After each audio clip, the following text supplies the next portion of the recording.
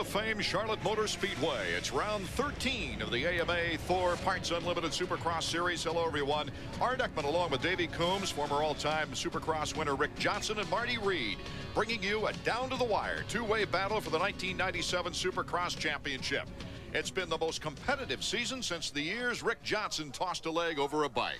Well, Art, you said that right. You know, this is the best thing that's ever happened to the sport. All these different winners, Yamaha, Honda, Yamaha and Suzuki back into the picture. Honda hasn't won a race this year. It's so many things are happening, and this sport is just thriving. The crowds are big, and the television audience is huge. Getting right to our first qualifying heat, let me remind you that only the top 4 riders from each of the 2 qualifying heats get the early gate choices, plus the transfer directly to the main event. The rest of the field goes on to the semifinals, where the top 5 will make that only ride that pays money the main event.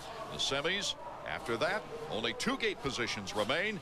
They'll be filled with the top 2 riders out of the last chance qualifiers. We get set for our first qualifying heat, which includes Jeremy McGrath and Ezra Lusk, 2 riders who have been very, very fast and very effective in the last few races. Ryan Hughes, coming back after the injury, is also in this race, but the one guy we offer our best in his return, his first race after coming off the injured list, is Michael Craig, number 15. Also Mike LaRocco in this particular one. You got some complete guns out there. You got guys that want to be impressive the first round out. You got Ezra Lusk, who's just been on a roll, and you got Jeremy McGrath, who's out there fighting for that championship. So it's going to be interesting how this plays out. Also, Davey, this might be an interesting race for Mike Kudrowski, who likes tracks like Daytona. As we're just about set to go, we're off, and our first qualifying heat is underway. Jeremy McGrath getting the whole shot right in the middle, but look who takes over. Ryan Hughes out in front. Yeah, Art, I think we're going to see that all night. That's a tight first turn. Like Rick pointed out earlier, when we were watching the track, the riders get their front wheel lifted up, and there's going to be problems in that corner. Ryan Hughes, who has started well coming off the injured list, but is not kept up with any endurance factor after coming back. Well, you know, last year is where Ryan broke his jaw here, and that was a pretty traumatic injury for him. But Ryan's the type of, this track suits him because he likes fast tracks. He likes to go quick. So this is one track that he'll do well on. Ryan is out in front with Michael Jones second. Then is Mike LaRocco third, Ezra Lusk fourth, Craig fifth, Kudrowski sixth, and Jeremy McGrath is in seventh.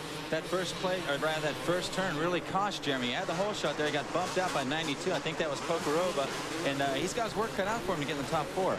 Yeah, Pokarova took a hard shot on Jeremy. Jeremy had the whole shot clean. He just drove right up Jeremy's left leg and pushed him out. Jones losing control right there.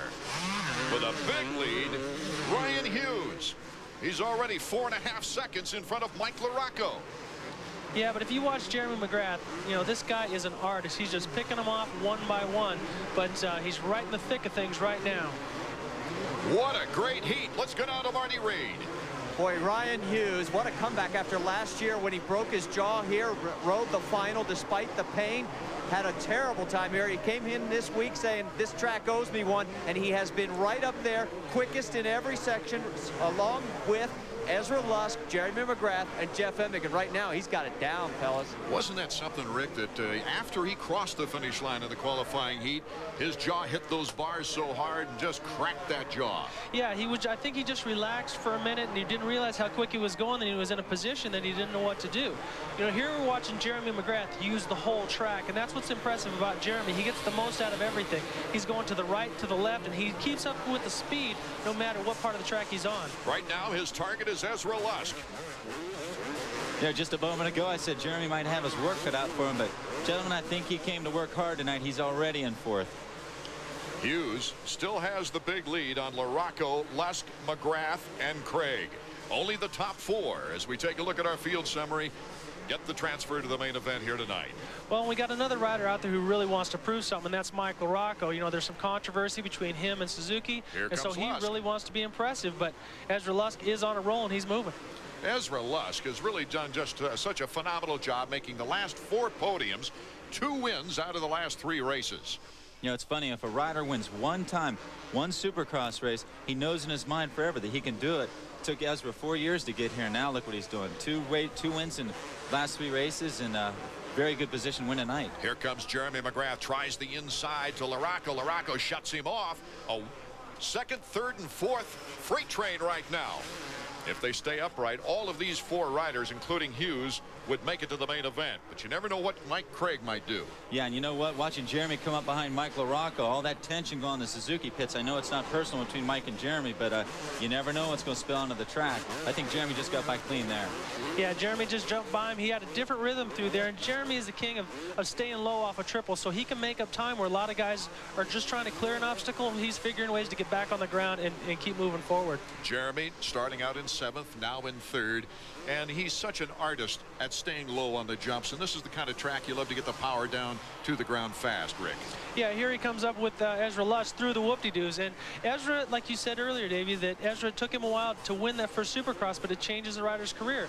Look at John Dowd, really wasn't a factor in nationals, went out at Sacramento in the rain, won his first national. Now he's a factory rider, and he's one of the guns on the series. You know, there's a good example of what you said earlier about Jeremy low flying over the triples. You see how much time he made up on Ezra that time. Yeah, through the jump sections, Jeremy, right now, he's the man of the hour. Our first qualifiers from Charlotte. We'll see the checkers fly when we return. Take everything you ever knew about cruiser motorcycles, everything you ever learned from your older brother, your friends, biker movies, throw it out. Because the Marauder is a cruiser like no other, one only a high-performance company could have built. The Suzuki Marauder. It's time to move on. Time to move on to this new leather jacket, free with every Marauder for a limited time. For over 30 years, Cycle News has been the weekly newspaper for motorcycle race fans. Results are official, point standings are current, and race coverage is timely and complete. Oh, it was a great race, you know. I mean, it was an interesting race. And to win the last race and say... It's something I dreamed of when I was a little kid, is to be a Supercross star. And Riding impressions, new products, events calendar, classified ads, and more. Cycle News, America's weekly motorcycle newspaper. Call 1-800-325-2925 or visit cyclenews.com on the World Wide Web. If it was baseball, his rookie card would be worth a small fortune. If it was football, every kid would be wearing his jersey. But Jeremy McGrath had other plans, to take a motorcycle and to show the world how far your dreams can take you.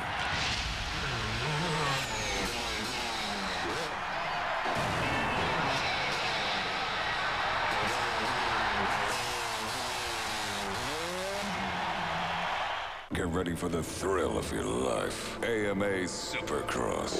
Live. A Saturday night you'll never forget. AMA Supercross. Live. The guts and the glory of the best riders in the world. AMA Supercross. Live. Feel the rush of the most extreme sport on the planet. Live. AMA Supercross. The 1997 flight to the finish.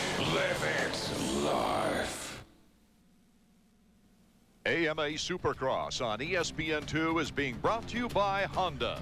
With a whole line of new motorcycles, your Honda dealer is the most exciting place to be this spring. Honda, come ride with us. And by Suzuki.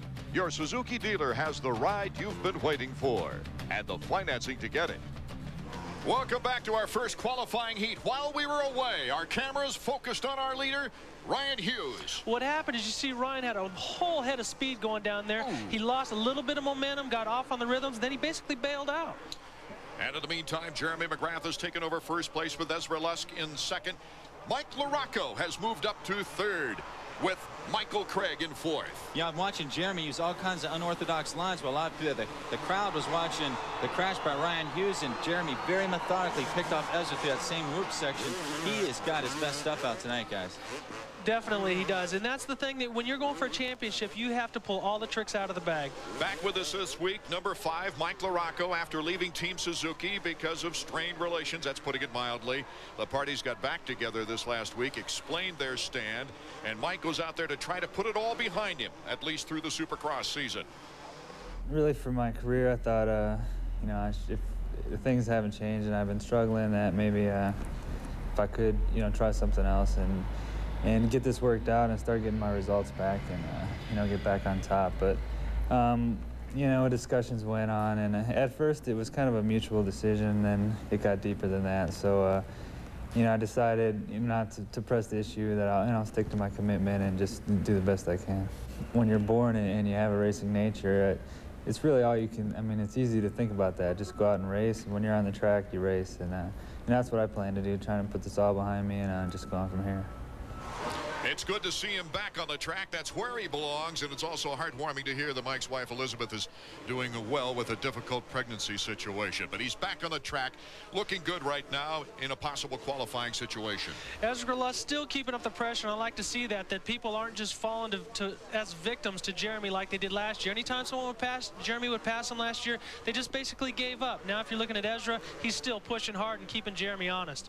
At that time, Jeremy was like the Michael Jordan out there in the motocross court. No matter what, people would get near him and they'd freeze up. And we saw that. And right there we see a rider down in front of Jeremy, but our field summary shows us McGrath still out front, followed by Yogi and then LaRocco and Mike Craig. What a great break for Mike Craig, just coming back after missing at least 3 races.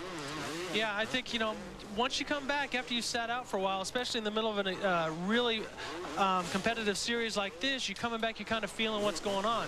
Here, I really think this is the best thing for Ezra Lusk, because now he's had a chance to watch Jeremy and see what Jeremy does and find out where he made the time on him. So this might benefit him for the main event. Patience has been the big lesson for this kid, don't you think, Davey? Yeah, you know what? Whenever Ezra was a 125 rider, he was out there riding by himself. He didn't know how to learn those lessons Rick's talking about, how to watch for lines and things like that, but he's got his act together. He knows he can do it, and he had to take a few lessons in humility, but you see it's all paying off. I think he's going to be a real title contender next year.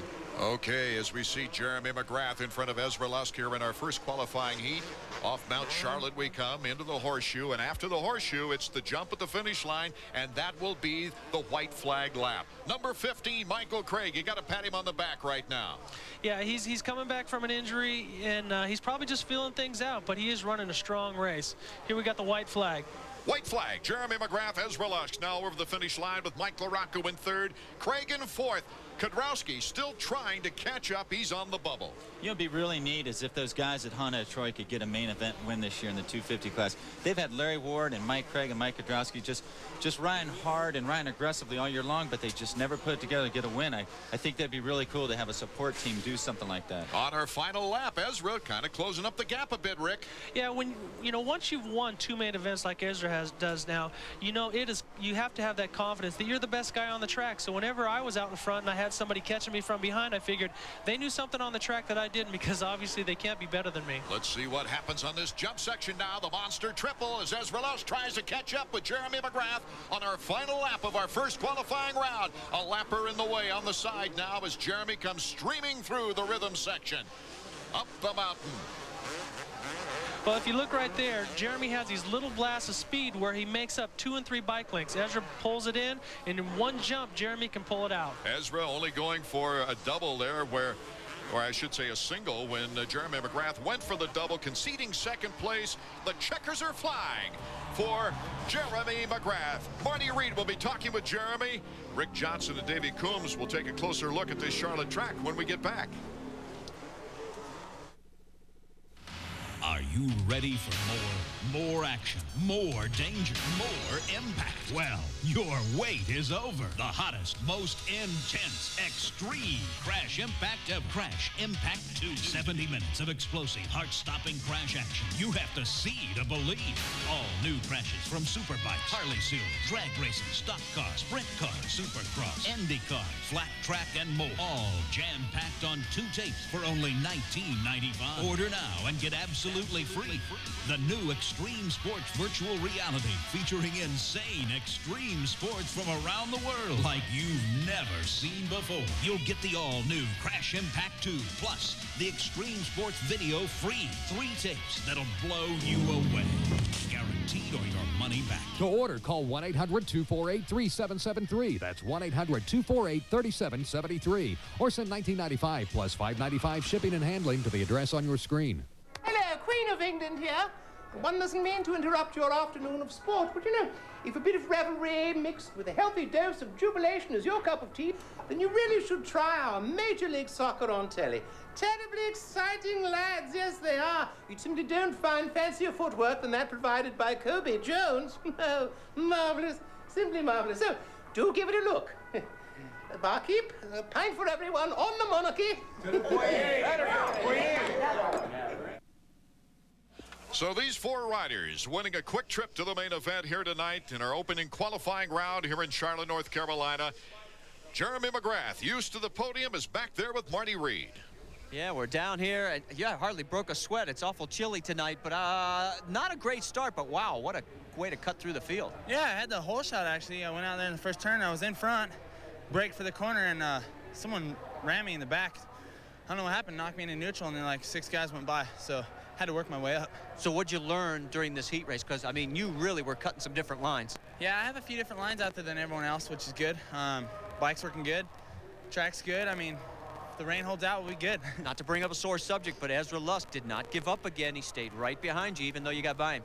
Ezra's riding really good right now. He's got a lot of momentum. He's won the last 2 out of the 3 races, and, you know, I mean, it's kind of good. I mean, if I can get out in front and beat him, maybe he's faster than Jeff tonight, and, you know, it'll help the points for me. Well, guys, he's 2 points behind Jeff Emig. He's thrown the gauntlet down. Emig's in the next heat. That's right, number 3, Jeff Emig. You know, both title contenders, Emig and McGrath, are experienced veterans. They've been through these title races before. Well, what about the guys who do their wrenching, the mechanics?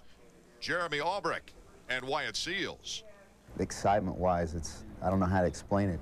I've never been in a situation like this. You know, we're, at least in the 250, you know, chase. I mean, I was there with Rhino in the 125s. We got really close, but I don't know. This one, I seem a little more nervous for sure, and it just started these last couple of races. So, you know, we're kind of getting down to the home stretch on this deal, and it's tightening up. You know, so everything's got to be perfect.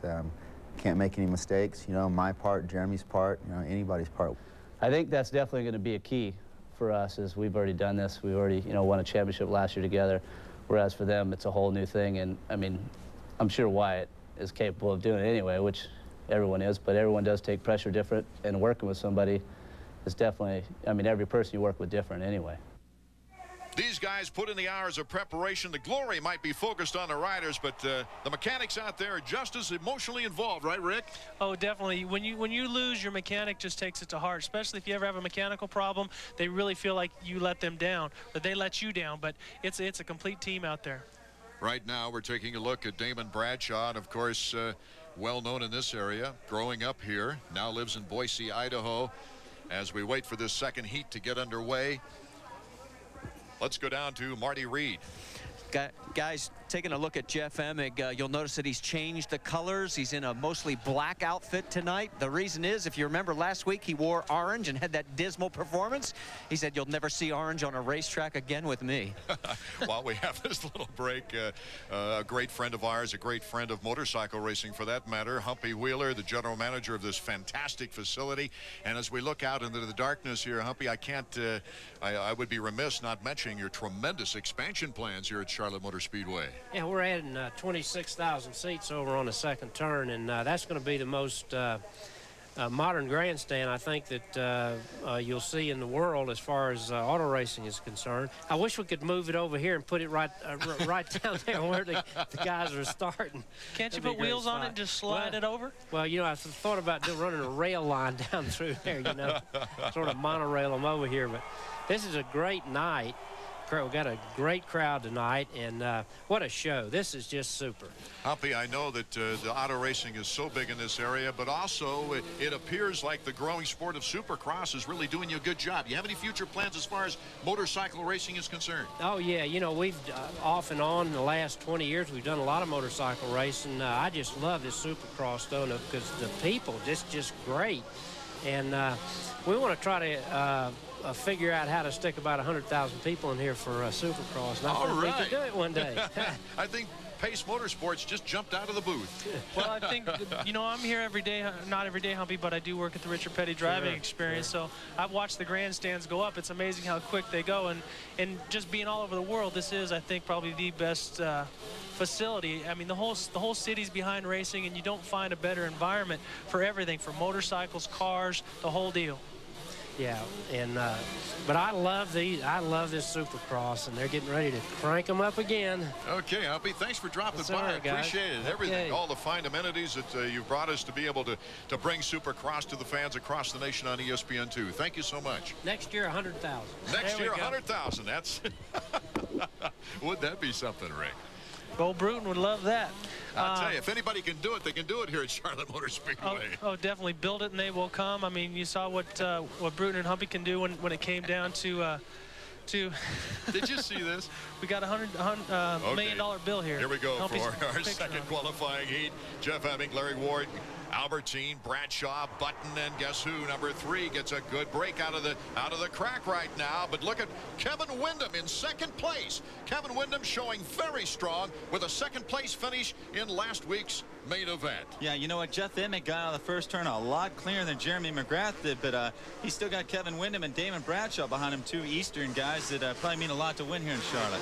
Yeah, see, now it's a different story. Jeff Emming's out in front, and he's got pressure from behind, so he's probably going to be a little bit tight. That might have been a blessing for Jeremy to have to come from behind because he was relaxed. He had no way to go but up. Now, Emming has to deal with the pressure, and he can lose a position by getting passed by Kevin Windham. Everybody in the grandstand in front of us standing up as their hometown hero, number 10, Damon Bradshaw, starting to put some pressure on Kevin Windham in third place. It's actually been a tough week for Damon. Believe it or not, his mechanic, Mike Andrews, suffered a broken hip when they were out testing. Damon's got a fire drill down there in the Axo Manchester pits, but see if he can pull it through and get on the podium.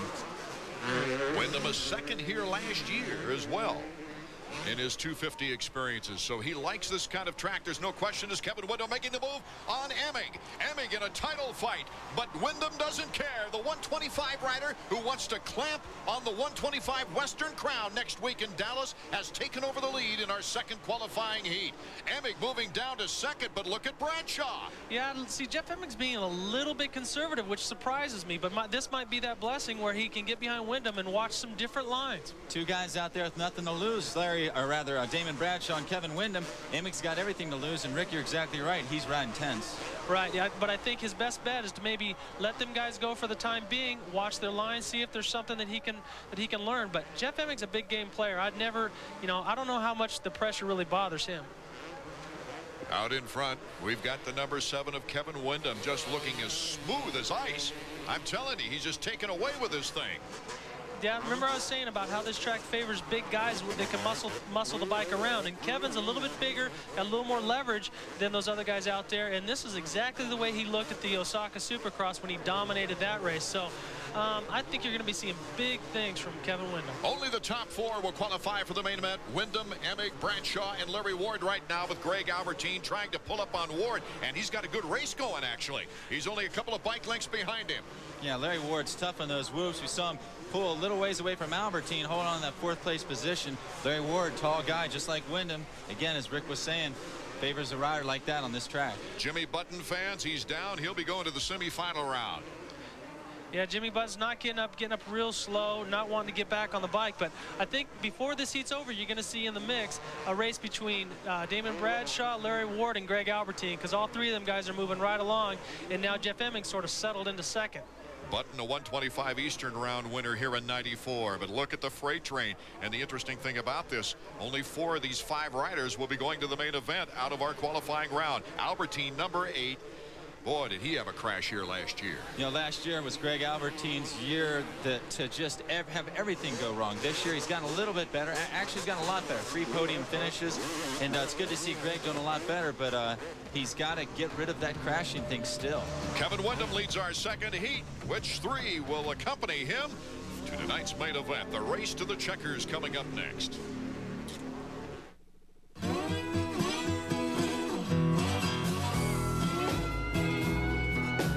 Out of the shadows come 3 incredible motorcycles.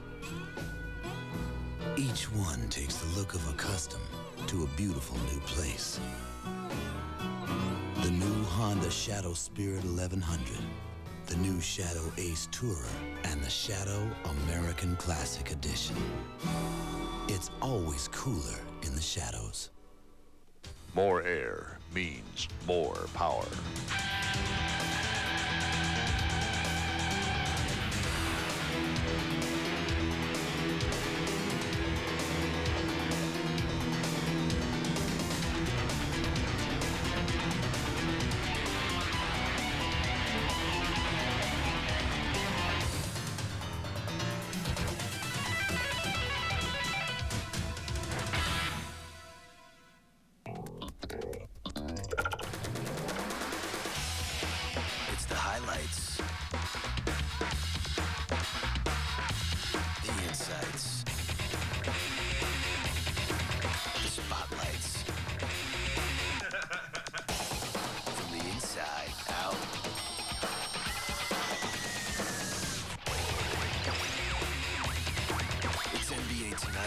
Playoff style, only on ESPN2. Art Ekman, Davey Coombs, Rick Johnson, and Marty Reed from Charlotte Motor Speedway in the midst of our second qualifying heat. You're taking a look now at number 10, Damon Bradshaw. The beast from the east now lives in Boise, Idaho. But to his fans here in Charlotte, their native son, he'll always remain in their hearts. Damon Bradshaw saw some of his family and friends this week, and he had to drum up a few tickets as well. It's always a last-minute deal, you know, scrounging to get as many tickets as I can for, you know, for everybody. But I did a lot of press stuff this week, you know, radio, lots of radio stuff, and you know, I've been to the stadium 3 or 4 of the days of the week, you know, doing different things. So, you know, I've been busy with it, and that's kind of how those guys repay me for doing what I do here. Damon would like nothing else but to have a good showing here in Charlotte, and right now here in the preliminary heats he's looking pretty good. But Larry Ward pulling up on number 10. Look out for the Honda Troy rider. Okay, you know, you got Damon Bradshaw right now just taking over second place, passing Jeff Emig. Look at that. Damon Bradshaw is got them all standing on their feet cheering now as he's moved into second place. Kevin Windham is long gone in first place. Certain riders will take rating in their hometown as pressure, and some guys they thrive off it. And Damon is definitely one of them guys that thrives off the hometown power. Oh, going down is Jeff Emig in the corner. Emig is down right before the horseshoe. Taking a long time to get up. I don't know why he would take such a long time, knowing that if he gets back up and finishes in that 4th spot, he'll get in that qualifying position. Now he's going to have to go to a semi. 4 laps to go. Well, you said there, Rick, about Jeff Emig. Maybe he rides better under pressure. Maybe he doesn't. We're definitely going to see tonight because he's going to have to go to the semi. Albie has moved into 4th. Let's go to Marty.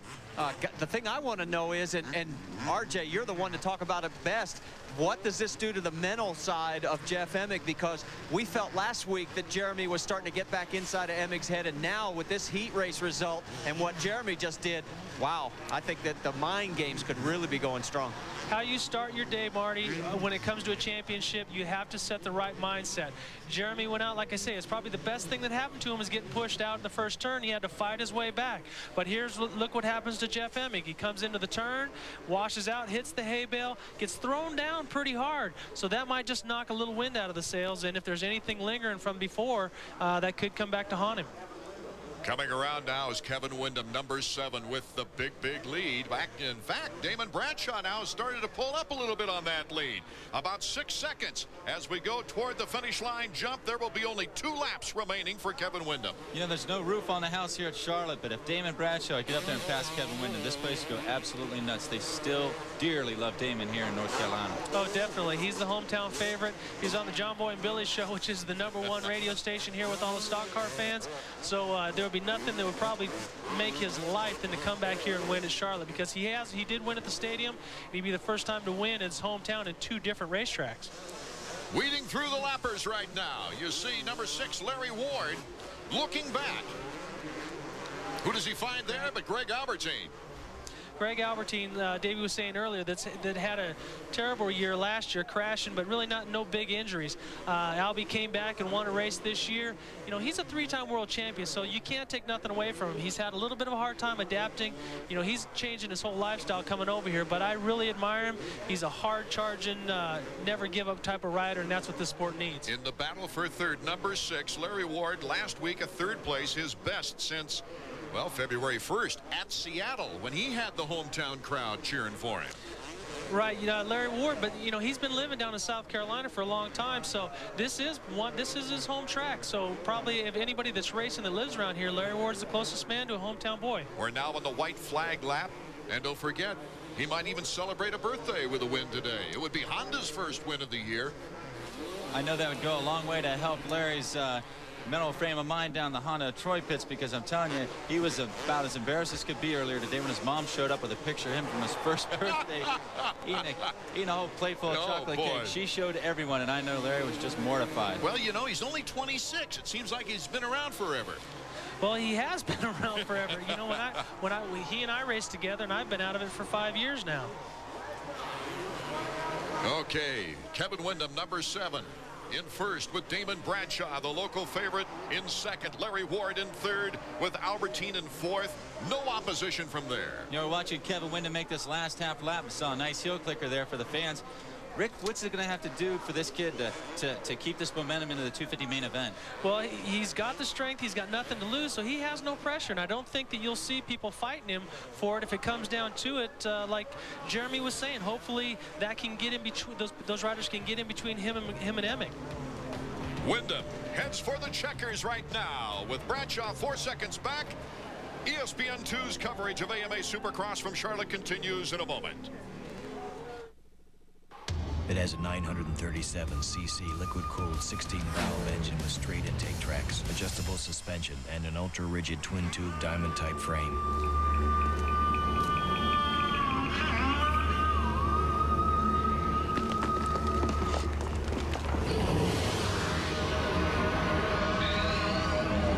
Best of all, it's comfortable on any road. The Suzuki RF 900R. Now is the time to train for the career you've always wanted. Just ask Motorcycle Mechanics Institute graduate Al Luddington, now lead mechanic for Honda's championship-winning Smokin' Joe's Superbike team. MMI gave me the knowledge and training to take me to the top of my profession. It's a great place to start, and I recommend it to anybody looking to kick off a career in motorcycle mechanics or the personal watercraft industry. Change your life with one phone call, 1-800-994-3664. That's 1-800-994-3664. Call today. Extreme external pressure has a unique impact on the human psyche, pushing people to heights previously thought unattainable and enabling them to succeed in their ultimate goal. The Oilers take on the Avalanche tomorrow at 7:30. Welcome to the Stanley Cup playoffs on ESPN2. Welcome back to Charlotte Motor Speedway, where 8 riders have now qualified for tonight's main event, the Supercross from Charlotte. These 4, the most recent. Marty's with our winner of the second qualifying heat, Kevin Wyndham. Yes, and Kevin Wyndham, a very happy winner of this heat. Take us through the pass because nice move. Yeah, well, I kind of forgot where it was, where it happened. I remember it was through the whoops, and I outcharged him coming in this turn. I had him in front of me, and wherever he let off, I'm gonna hold it on 1 more second longer, and it worked out for me. And I'm just real happy to go ahead and get that heat out of the way. Really excited about my bike. My Yamaha is working great for me, and a little disappointed that this is gonna be my last ride on it. Hey, guys, what do you mean last ride on it? Well, for the 97 season. Oh, okay. Well, see, we have to clear those things up. Hey, finished 3rd on the podium here last year. Look out, McGrath. This my guy might give you all you can handle here. Good luck in the main. Thanks a lot. The semifinal rounds, Marty, lately have spelled opportunity for several hungry riders, and it could get hairy. Check it out. Stay with us.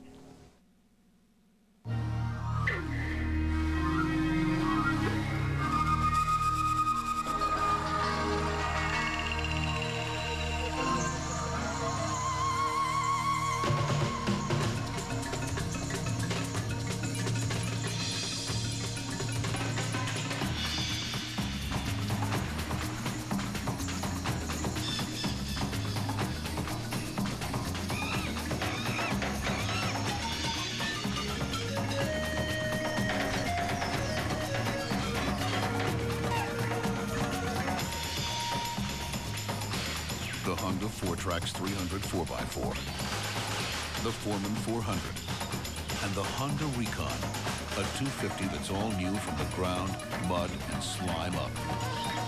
You could go to the ends of the earth and never find better ATVs. We know. We've been there. 1-800-COLLECT presents Max Jerome, Private Eye. When I saw her, my heart started pounding like a heavyweight speed bag until she started calling Collect without dialing 1-800-COLLECT. You could be saving up to 44% by dialing 1-800-COLLECT, Angel. Let me show you how it's done. It's so easy. Now let me show you how it's done. Any Joe will tell you, 1-800-COLLECT is the easy way to save up to 44%. For years, KTM has been a quiet company. Things have changed. Last year, we unleashed our 4-strokes on the racing world, taking the AMA West 4-stroke motocross championships by storm. If we can do this on a Supercross track, just think how much fun you'll have on our off-road and street-legal models. Listen for them at your local KTM dealer during KTM's 30-year anniversary celebration.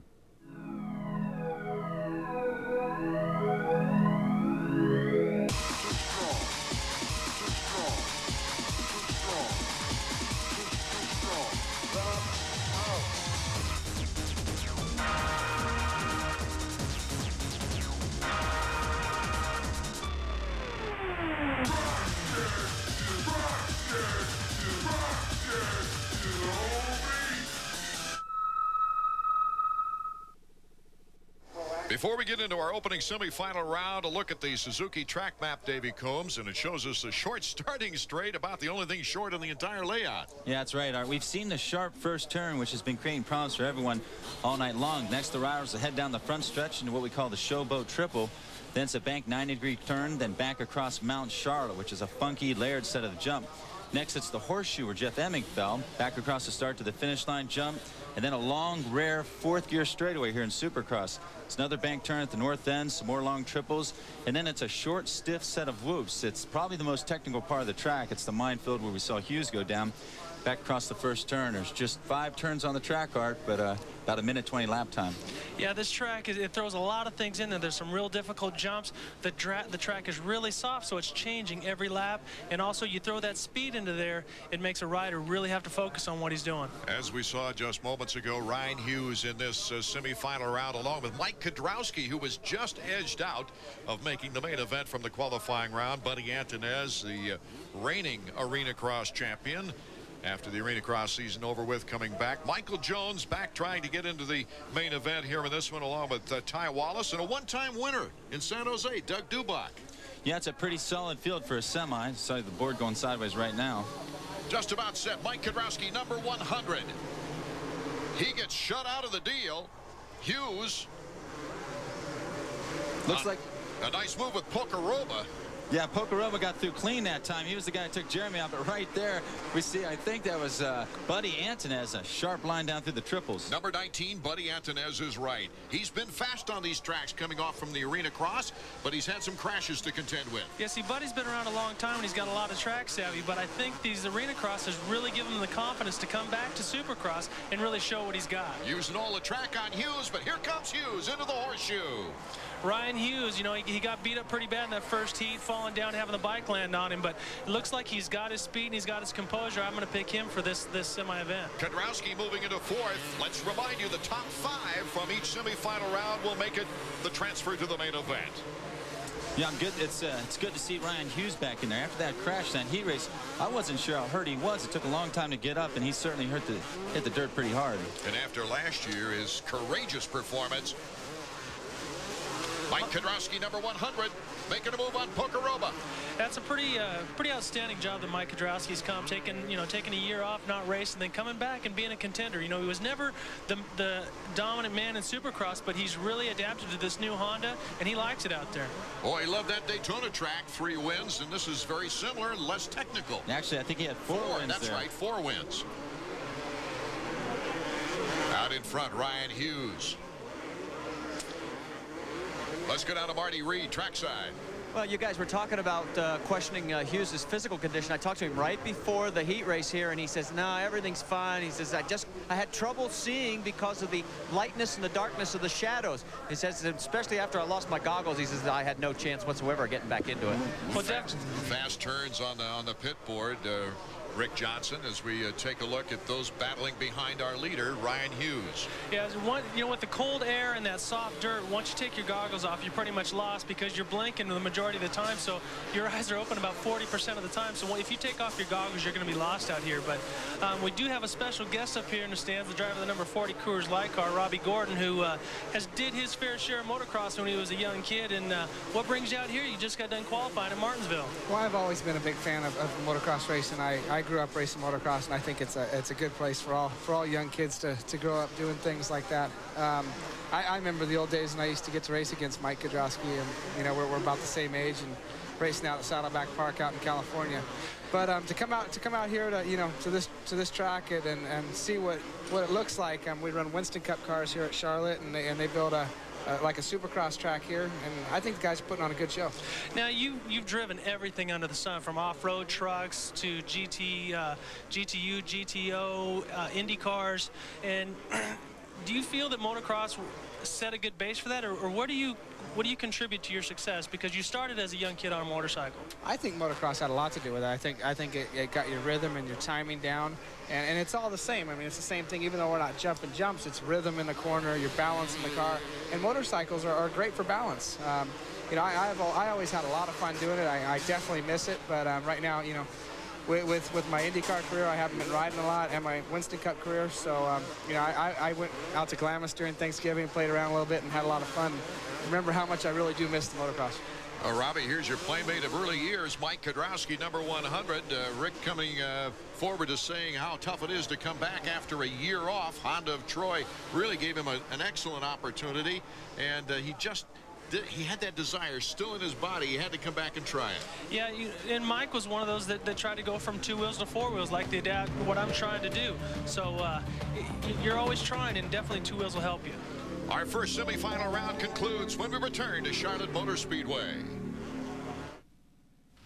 Are you ready for more action, more danger, more impact? Well, your wait is over. The hottest, most intense, extreme Crash Impact of Crash Impact 2. 70 minutes of explosive, heart-stopping crash action. You have to see to believe.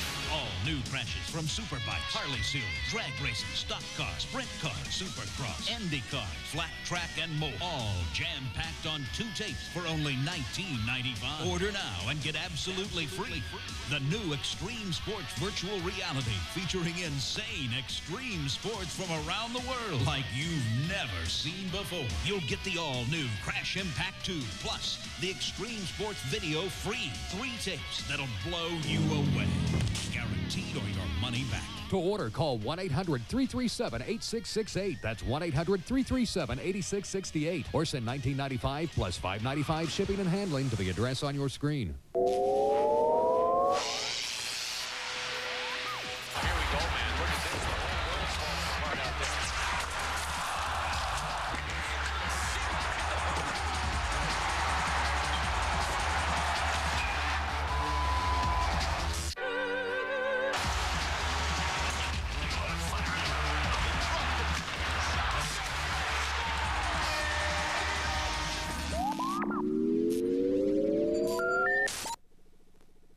AMA Supercross is being brought to you by Dunlop. Simply the best for your bike. Welcome back to semifinal action right now. Ryan Hughes, Mike Kudrowski, Buddy Anthonez, Pocoroba, and Jones, the top 5. They look like they are in a pretty good position to transfer to the main event. Well, yeah, I think, you know, Ryan Hughes showing a little flair there. You know, that's good. I mean, he took a hard lick in the first heat, so it's good to see him healthy. Maybe he's got a shot at this main event. We'd just like to thank Robbie Gordon for coming up and wish him good luck tomorrow at Martinsville. He's got to start on the back row, buddy, so you got your work cut out for you, but we appreciate you coming up. Well, thanks. I've always been a big fan, and I'm excited that Supercross here in Charlotte. All right, bud. Thanks. Good luck tomorrow. Boy, Art? in his rookie year, pole position. That's fantastic. White flag lap underway for semifinal number 1. Ryan Hughes, after crashing in his qualifying heat, coming back with lots of strength. He was not going to let this track beat him, and it's only a few more turns left as we go into the horseshoe with Ryan Hughes. Of course, coming up in semifinal number 2, Jeff Emig has yet to qualify for the main event. But Ryan Hughes, a pat on the back to this Kawasaki rider. The checkered flag is almost ready to wave. It does so for Ryan Hughes. The official results and a word from our winner when we come back. Suzuki Katana riders have a single-minded focus. They love all things twisty. The tighter the curve, the better. In fact, sometimes they take this obsession a little too far. 3 root beers, please. You guys want straws with those? No, thanks. We got our own. The Suzuki Katana. Get off the straight and narrow.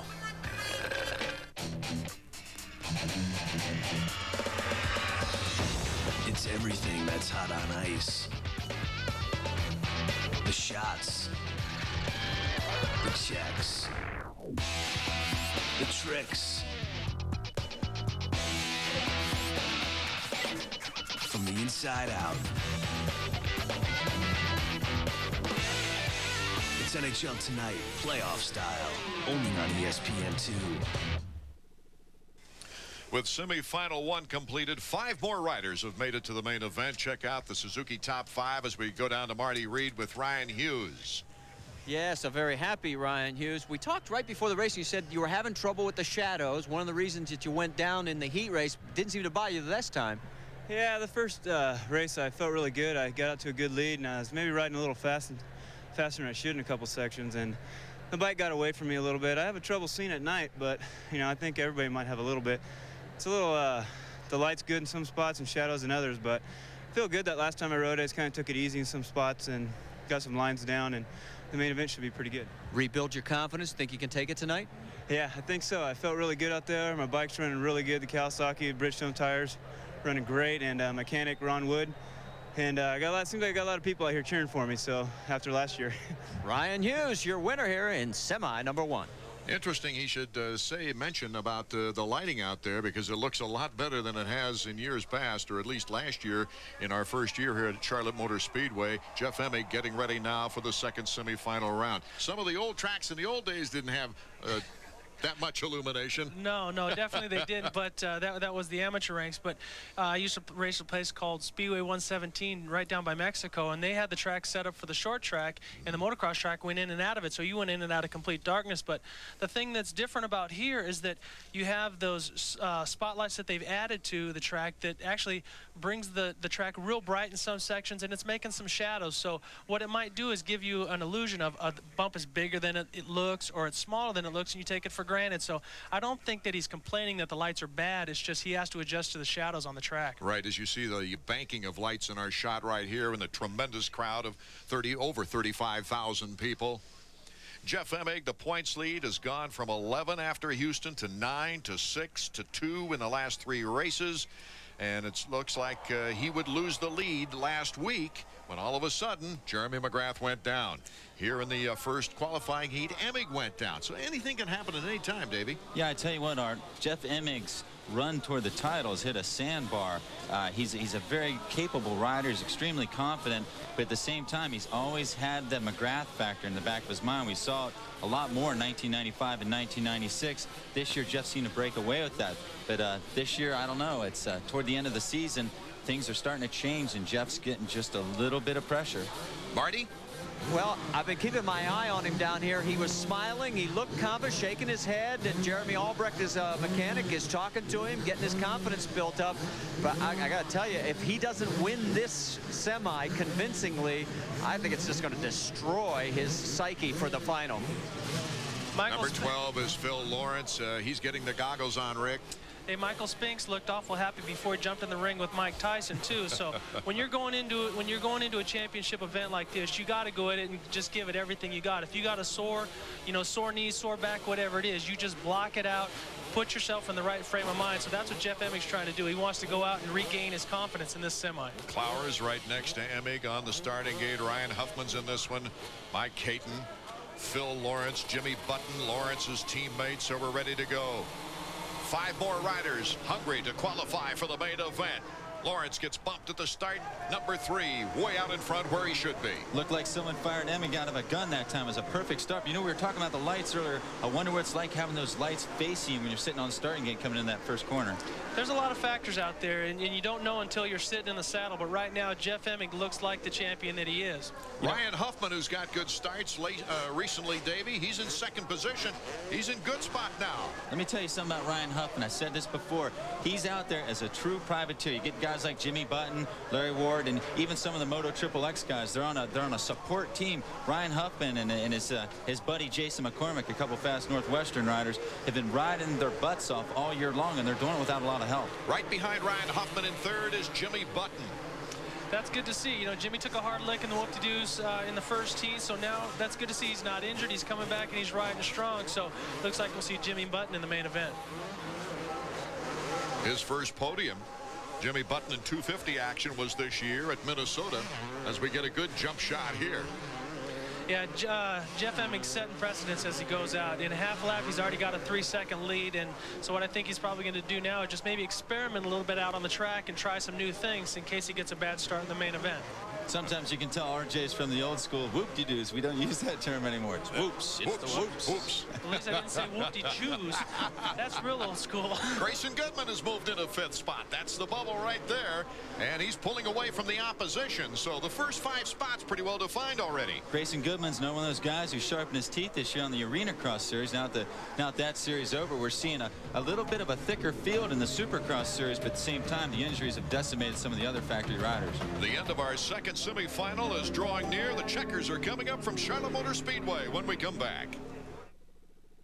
Now you can walk into your Honda dealer and ride off with no down payment, low financing, and a custom watch. And best of all, you can ride off with a new Honda Magna or Shadow. The Honda Ride-Off ends May 31st.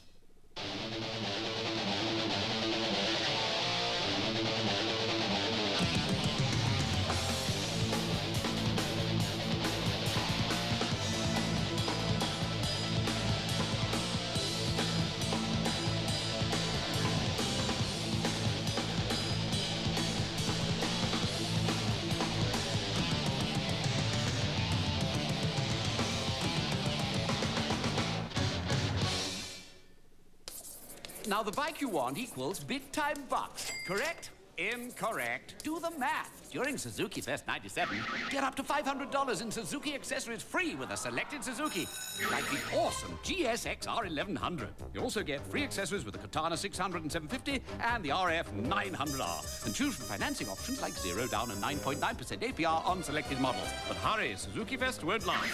So you plus Suzuki equals... well, come on, add it up. For 35 years, I did the sports in 4 minutes. Now you got this channel with breaking news, highlights, scores. You know, I was doing sports bloopers back then. Well, we used to call them goofy gaffes. Same garbage. AMA Supercross on ESPN2 is being brought to you by Motorcycle Mechanics Institute. Quality training for the motorcycle industry. Semifinal number 2 underway. Time is running out. Here's the significant pass while we were away. Jimmy Button and his teammate Phil Lawrence. Number 12 Lawrence, number 18 Button. Lawrence took it over. Here is our leader right now, Jeff Emig. It's Emig, Ryan Huffman, Lawrence, Button, and Goodman. The top 5, it looks like they'll be the ones to transfer. A very impressive ride for Emig, but again, Ryan Huffman, a real nice ride, beating the 2 Chaparral Yamahas. It's good to see a true privateer in there. See, I don't know if this is going to be good for Emig or not. Yeah, he's got his confidence, but he's beaten a bunch of guys that he should have beaten in the first round, and so. But he's out there running at half speed. Jeremy McGrath got off to a start, got hit, had to come from behind, had to charge the whole time, had Ezra Luss pushing him. That's a good combination to have. You know, finish a race on top going into the main. One thing about Jeff Emig, he missed the factory practice session on Friday, so you get the checkered flag there. It might be beneficial to him to have ridden this semi. He and his teammate Ryan Hughes didn't get a lot of track time in yesterday. And a great finish behind Emig, Ryan Huffman. Marty Reed visits with Jeff Emig next from the Charlotte Motor Speedway. Now you can walk into your Honda dealer and ride off on a champion. The CBR 600 F3. Walk in and ride off on the best 600 sport bike. Walk in soon and ride off with a custom watch. The Honda Ride-Off ends May 31st. For years, KTM has been a quiet company. Things have changed. Last year, we unleashed our 4-strokes on the racing world, taking the AMA West 4-stroke motocross championships by storm. If we can do this on a Supercross track, just think how much fun you'll have on our off-road and street-legal models. Listen for them at your local KTM dealer during KTM's 30-year anniversary celebration. What's the right grip feel like? Should you use the same club on every chip shot? The answers are in Golf Digest. No matter how well you play, you'll find tips and advice that will dramatically improve your game. Guaranteed. Want to know where the slot is at the top of your backswing? Or if you're good enough to carry a 4-iron, subscribe to Golf Digest. 12 issues are only $19.77. You'll also get our video. Hit it longer and straighter, free. Call 800-247-3900. That's 800-247-3900. Take everything you ever knew about cruiser motorcycles, everything you ever learned from your older brother, your friends, biker movies, and Because the Marauder is a cruiser like no other, one only a high-performance company could have built. The Suzuki Marauder. It's time to move on. Time to move on to this new leather jacket, free with every Marauder for a limited time.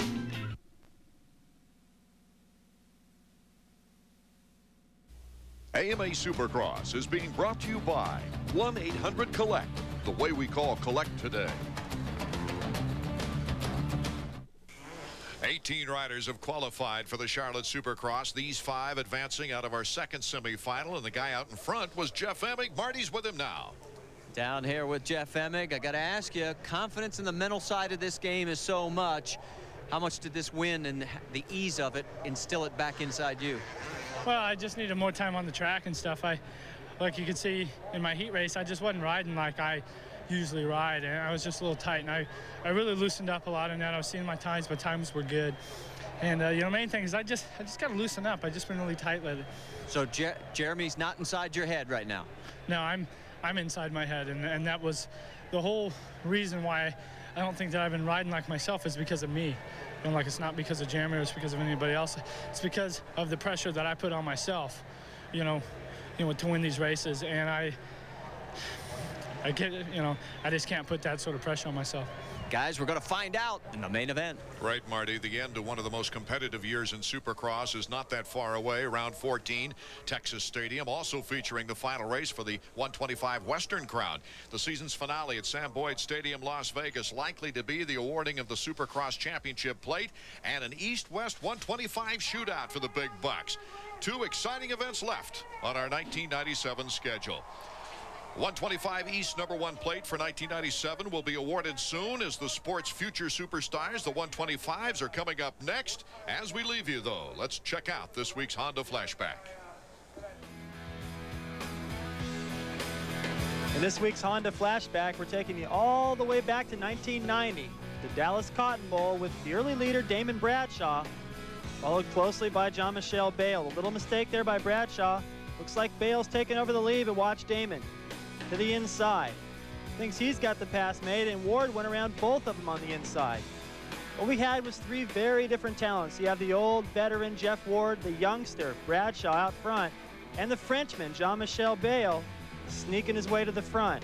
Under pressure from Guy Cooper late in the race, Ward goes down. That took him out of the race. But out front, the battle continued between Damon Bradshaw and Jean-Michel Bayle. And watch Bayle right here with an inside line. Turns on a dime, still jumps the double jump, and takes over the lead. His pace was too much for anyone to match on this technical, slick Dallas track as he pulled away to win easily, picking up another win in the 1990 season, followed by the hard-charging Damon Bradshaw. Are you ready for more action, more danger, more impact? Well, your wait is over. The hottest, most intense, extreme crash impact ever. Crash Impact 2. 70 minutes of explosive, heart-stopping crash action. You have to see to believe. All new crashes from Superbikes, Harley Series, drag racing, stock cars, sprint cars, Supercross, Indy cars, flat track, and more. All jam-packed on 2 tapes for only $19.95. Order now and get absolutely free the new Extreme Sports Virtual Reality, featuring insane extreme sports from around the world like you've never seen before. You'll get the all-new Crash Impact 2, plus the Extreme Sports Video free. 3 tapes that'll blow you away. Guaranteed or your money back. To order, call 1-800-903-6996. That's 1-800-903-6996. Or send $19.95 plus $5.95 shipping and handling to the address on your screen. One of the really neat things about working on SportsCenter is that the producers give you an opportunity to cover the sports you like. Mine happens to be boxing. The sweet science. Bring it on. Come on, Charlie. Let's go at it. How's the boxing game going, all right? You do all the boxing. Come on, man. Lose the glasses. Come on. The body sometimes, you go up top. That's right. Left, right, left. Show me something. I know you do something about boxing. I mean, I like boxing, but it doesn't define who I am.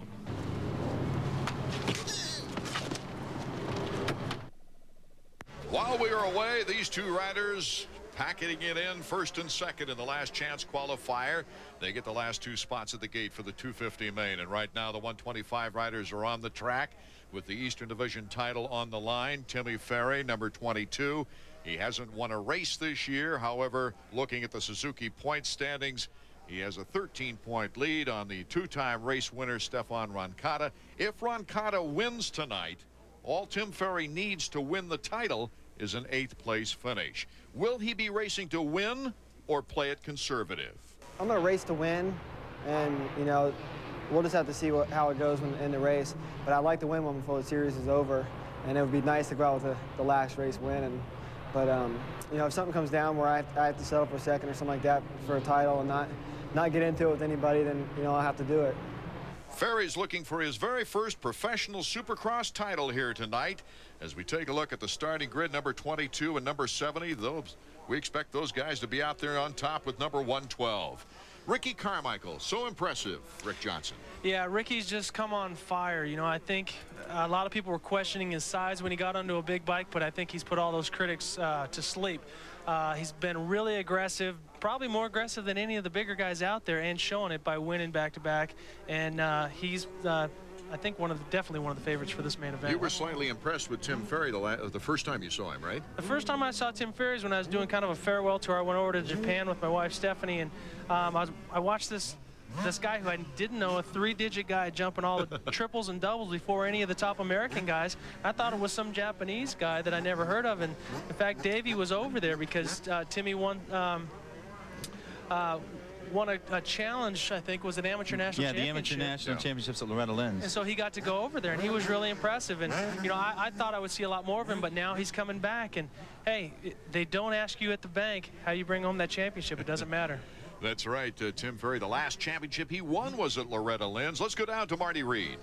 Well, I'm going to tell you something. Lee McCullum, Ferry's mechanic, is concerned. He was not happy with the way he rode the heat race. Said he was too tentative. Says, I want him to go out there and try and win, not worry about this championship. He could find himself into some real trouble. So McCullum's concerned, and I don't know, I can't tell in Ferry's eyes whether he's that worried about it. I know, you know, he's counting places right now.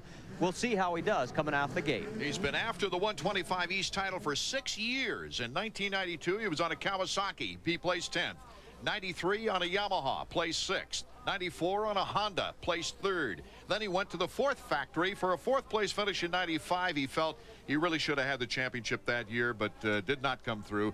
96, he was injured, took a 6th in the points total. 97, could this be his year?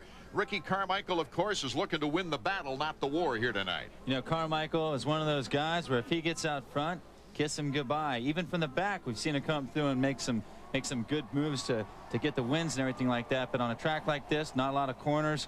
If he can put his jumping technique to good use out here, we might have Carmichael run away. But he's got to get through that first turn, and he's got to get away from Roncada. The 1-900 Pro Race chalk line is out there for the $500 for the 125 rider who gets the whole shot. We're ready to go for the main event from the Charlotte Supercross. The 125s are underway. Timmy Ferry, number 22, great break from the gate. Boy, it looked like it almost is a tie for the whole shot award, but there's a tie for last right here. Oh, definitely. We got a big pile up in the first turn, but it's none of the big players. So I think we're still going to see a very strong race for the lead here. Timmy Ferry got the whole shot, but remember, he's racing for the championship, so what he's probably going to be doing is watching for Roncada. I see Carmichael and Nice and Roncada right there behind Tim, but the guys we lost in the first turn include Dement and Brian Deegan. That hard luck season continues. Along with Schnell out in front, Tim Ferry. Can he hold on with number 70 and number 112 right behind him? 70 Carmichael in second place. Stefan Roncada pressuring in third. Roncada has got Jimmy Nice behind him in fourth. Well, I think what you're going to see now is Timmy Ferry just try to relax and get comfortable. You know, if I was him, what I try to do is not worry about Ricky Carmichael and Roncada. Just keep my eye on those guys and think about this championship. He's made it through the first battle, and that's the first turn. Now he's got to get to the checkered flag.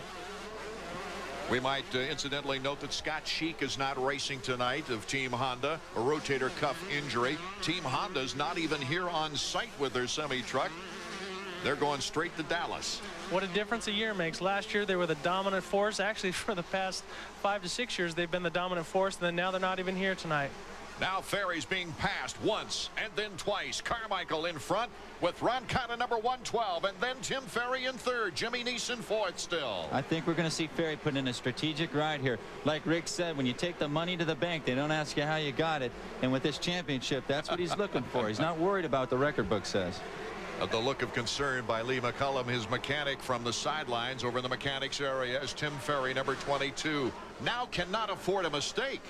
No, you know, but I think it's more impressive for him to go out there and say finish third and take home the championship than it would be for him to be way out in front and throw it away and make a big mistake. So I think this shows a lot of maturity, that he can see the guys that he's dicing for the championship, but he's not letting them get away from him. Charlie Bulgard is in 5th spot as we see the two guys out in front, Ricky Carmichael and Stefan Roncada. We've seen this combination before, Davey, where Roncada just steady, waiting for the opportunity for either Carmichael to go down or for him to get a good passing opportunity. That's right, and these two guys are the ones that have been winning the main events here in the East region. What you're seeing is a preview for next year. Tim Ferry, after this title, will no doubt graduate to the 250 class. It's going to be Carmichael and Roncada in this region for sure. Roncada winning the last 2 main events of 125 East Coast action, and Carmichael also with 2 wins on the season. The 1 win in Atlanta, his first in the pro ranks, and then a win in Orlando, Florida.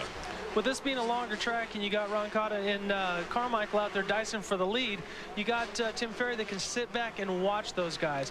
So now you might see a battle with this racetrack being longer. You might see fatigue come into it at the end of the race. So it's going to be interesting to see how this plays out. We got a lot more racing to go. Chad Watts right there. He's back in his homeland, the mechanic for Ricky Carmichael, who's added some exciting interest to this year, his rookie season. Lots of wins mixed with crashes, and this week he's been battling back from the strep throat. I ride just about every day of the week, and this week I rode Monday, and I only rode like a couple of times, like once Tuesday, and just did some starts Wednesday.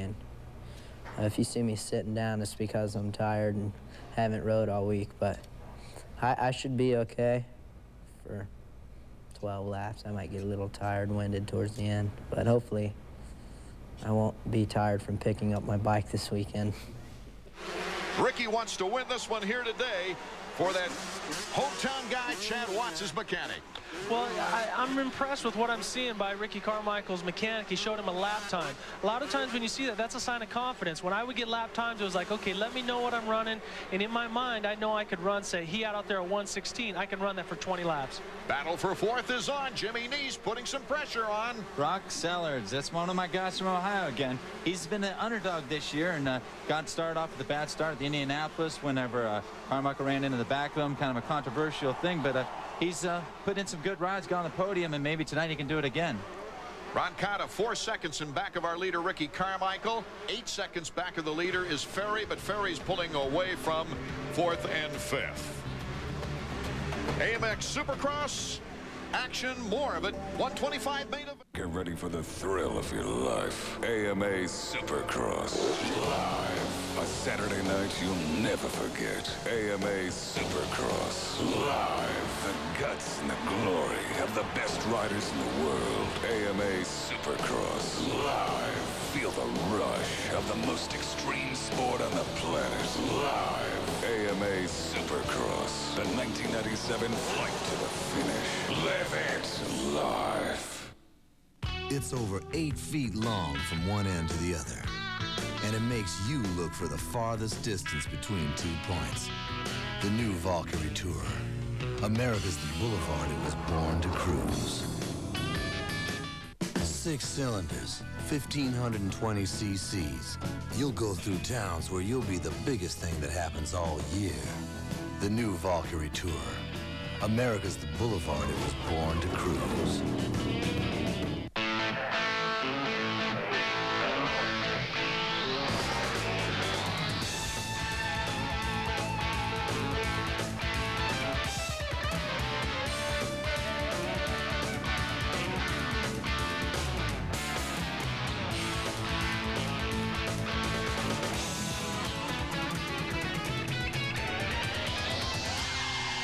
RPM tonight, Monday through Saturday at 7 and Sunday at 8, only on ESPN2. Hi, I'm Gary Semix with this week's Suzuki Riding Tip. Last week I talked about how to physically train for motocross. This week I'm going to tell you the importance of a good diet to help you stay in top shape. You wouldn't put bad fuel into your motorcycle, so don't put it into your body. You need to eat at least 3 square meals a day and eat a lot of complex carbohydrates because motocross being an endurance sport, you need a lot of fuel to keep going for your endurance. Another thing that's very important is to use sports drinks and vitamin and mineral supplements. But remember, common sense and moderation. And of course, stay away from junk food. For this week's Suzuki Riding Tip, I'm Gary Semix. Art Ekman, Davey Coombs, Rick Johnson, and Marty Reed from Charlotte, North Carolina. The 125 Eastern Supercross title will be decided soon. But this is the guy that's winning the battle here tonight. Number 70, Ricky Carmichael. Stefan Roncada second. Tim Ferry third. He's in line to pick off the title. Nice is behind Sellards to round out the top 5. It's there we go with the confidence again, you know, be perfect. He's looking at the lap times. He's running consistently 1:16s every lap, so that shows a lot of confidence in a man as young as he is. But right now, the race that's probably the most enjoyable race is Tim Ferry. He's got a mile in between people in front of him and people behind him. He's just out there enjoying it. You know, now we take a look at the Honda stopwatch and see what kind of lap times they're doing to get around this track. But right now, he's enjoying every second. He's thinking, oh man, do I hear the chain tightening up? Am I getting flat tires? Is there a problem with the bike? You know, am I starting to get tired? All these different things. He's just trying to focus on just getting to that finish line. You're talking from experience, aren't you? Remember 1982, Rick, whenever you went after that 250 title. Last race of the year, Colorado, beating Donnie Hansen. What happened? I got a little too overzealous, and I didn't have this kind of race. I had to finish 5th if Donnie won, and I ended up, I wanted to try to go out like a champion, but being young and stupid, I went and broke my front wheel and ended up losing the championship by 3 points. And that's still the hardest win or lose for me to deal with still to this day. But right now, I wish I would have had, you know, a whole race to enjoy it like Tim Ferry is. You mean 7 championships? You never forgot about losing that first one? Oh, when you go, you know, actually, I was a privateer. I was running a support Yamaha, and I was making, I think, $18,000 that year, and came back and almost won the championship, but that one hurt. I'm sure because of your performance that year, though. The till went ching-ching. 1:17.2 for Ricky Carmichael, our leader. Well, his mechanic might be a little bit quick, or maybe Ricky's starting to relax a little bit because he's pulled out a little bit of a lead. And that's not uncharacteristic for somebody who's got a lead like that, just to relax a little bit and maybe lose 1 second. But he's still jumping things that Tim Ferry's not. Less than 8 laps to go. Let's go to Marty Reed. Well, down here with Lee McCollum. Lee, I know you wanted him to go out and win. He's in a very comfortable, secure third. What's your thoughts? He got a good start, and you know, he's going for it, but Ricky and Roncada are going really fast, and he's probably looking, hey, third may not be so bad. Lee doesn't seem too happy, guys, but I'll tell you what, the championship will smell pretty good by the end of this one. That's right. A major catastrophe would have to happen for Ferry to not be titled the 125 Eastern King here tonight. 5 second-place finishes, a 5th at St. Louis, but those 5 second-place finishes put him consistently on top of the points, Davey. You know, another one of those little cases of irony, or rather maybe a coincidence. Rick, what was your number in 1982 when you lost that title? Number 22. So, you know, I think that, you know, I really admire Tim Ferry that he's taking his time. You know, this is what championships are made of. If you win with second place, well, you obviously did something better than the other guys. You know, if you DNF for some races and that's what a championship is all about. You got to win the war, not just the battle. And Ricky Carmichael's been tough in each battle, but he's lost a few, and that's what's killed him in the war. Last year's best finish, 3rd places at Orlando, Minnesota, and Daytona. His last 125 wins came in 1995 at Orlando and Daytona. Stefan Roncada in our picture right now. What a series of consistency this guy has had. Oh, and just as I say it, Roncada goes Superman flying down. Yeah, he just maybe got a little bit too comfortable in that gap there, but now he's got to get up and try to get going before Tim Ferry comes and deals with him. But I think if you watch, Tim Ferry's not even going to bother with him. I think we can throw away that smooth as bail quote I was getting ready to use. You were all ready, too. Look at this. He's coming through the whoops right there. He lost his footing, and now all of a sudden that threw his balance completely off. He's over the bars, and then he just hung on to it. He's lucky he didn't go down hard and go completely over the bars. Roncada, 3 podiums in 3 events this year. Yeah, you're exactly right, Rick. He Ferry came up behind him and decided maybe just let him go. Maybe seeing how wild he's riding, doesn't want to catch any of the flack from that. But if he holds him up too much, Ferry's a competitor. He just might go ahead and move into second. Well, in my position in that championship race, the second race in the last moto of the year, I had to win. Donnie Hansen had to get third, and Brock Glover had the best race of the season, took off. And so what I did is I just kept trying to go slow, and I'd open up the door for Donnie Hansen. I'd try to knock him down. So, you know, Ron Cotta might try to do the same thing. So Tim Ferry's just best to just sit and watch him. Well, luckily, nothing's wrong with Ron Cotta's bike with 6 laps to go. The run for the checkers and the championship ceremony when we get back. The bike you dream about means serious cash, right? Wrong, people. Do the math. During Suzuki Fest 97, get up to $500 in Suzuki accessories free when you buy a selected Suzuki. Like the muscle-bound Intruder 1400. You'll also get free accessories with the Intruder 800 and the Savage 650. And choose from finance options like 0 down and 9.9% APR on selected models. But hurry, Suzuki Fest won't last. So you and Suzuki means, well, you do the math.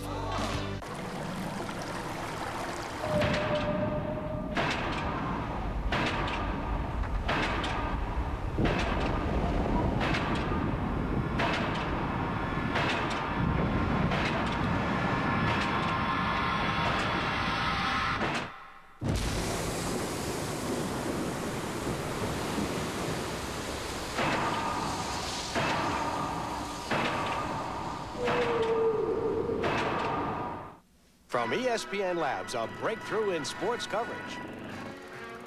What about an interactive ESPN? ESPN Net Sports Zone, with everything you need to be a better fan. ESPN Net Sports Zone. While we were away, Tim Ferry is able to take advantage of Ron Cotta and move into second place.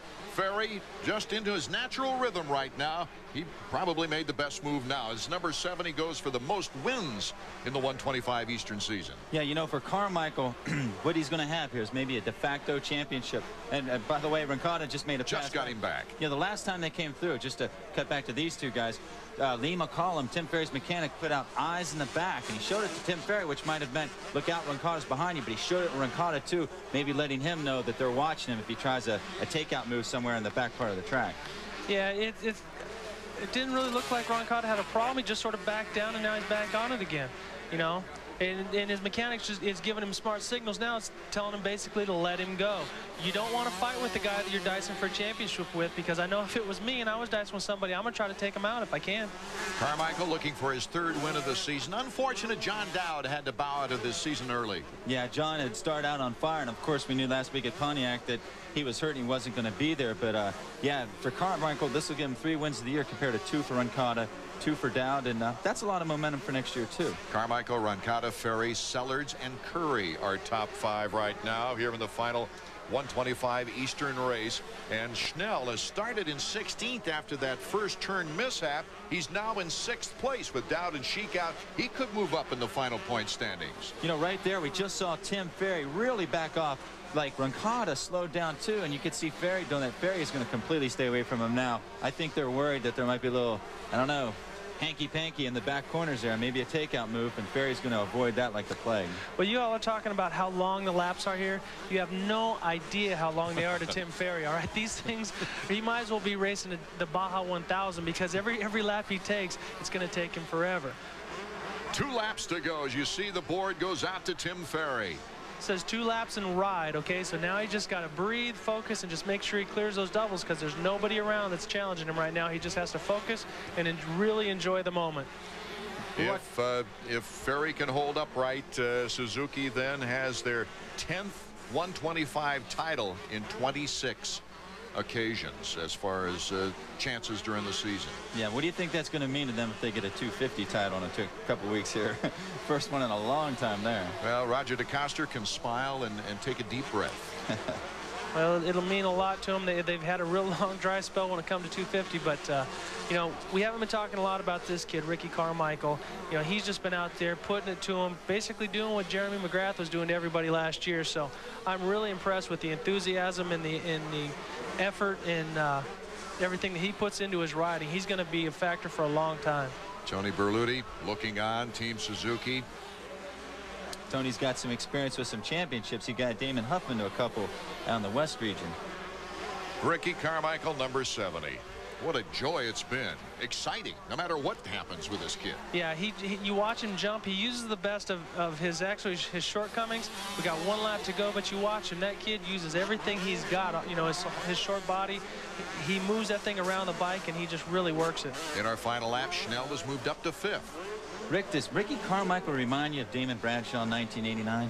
Yeah, he does. He hits the jumps with everything he's got. His feet are off the pegs half the time, but if you notice, he's real balanced, waving to the crowd, really confident, and that's the kind of stuff that once you get a hold of it, you want to hang on to it as long as you can, because it can be anything that takes that away from you, and it'll be a little bit different when he gets on a 250.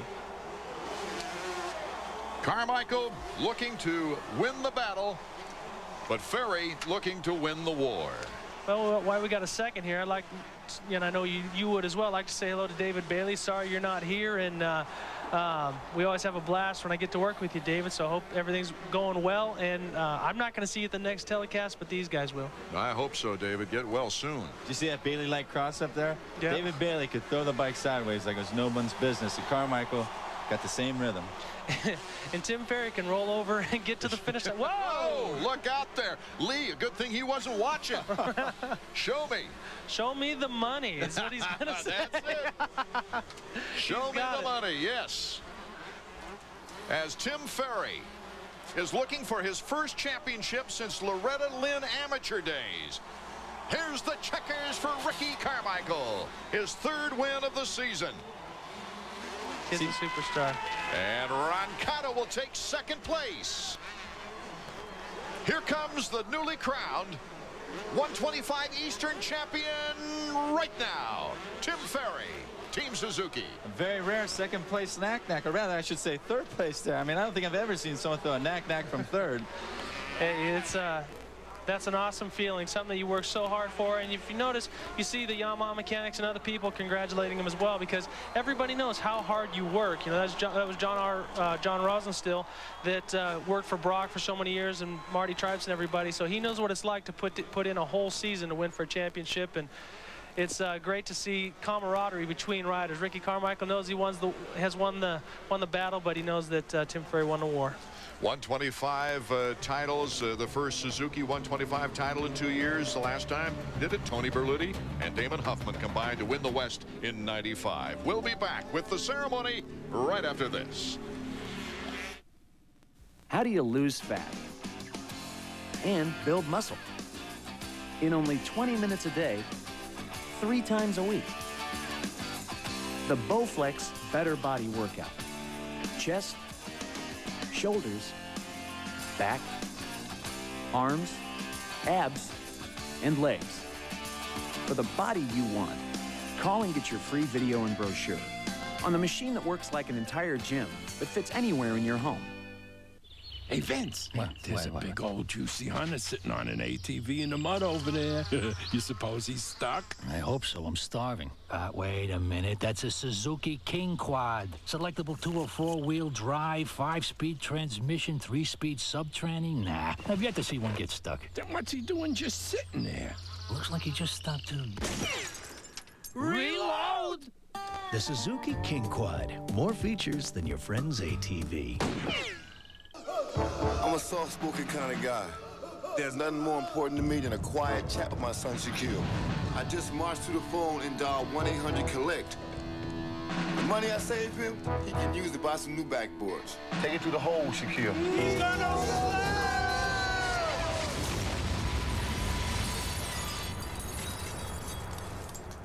and they wonder where he gets it from. 1-800-COLLECT. Save the people you call up to 44%. Hi, Chuck. How's business? Okay. Hey, what's on your screen? QuickBooks accounting software from the makers of Quicken. Yeah, I really don't have time to learn new software. If you can write a check, you can use QuickBooks. Answer a few questions and it tailors itself to your business. Create invoices like these.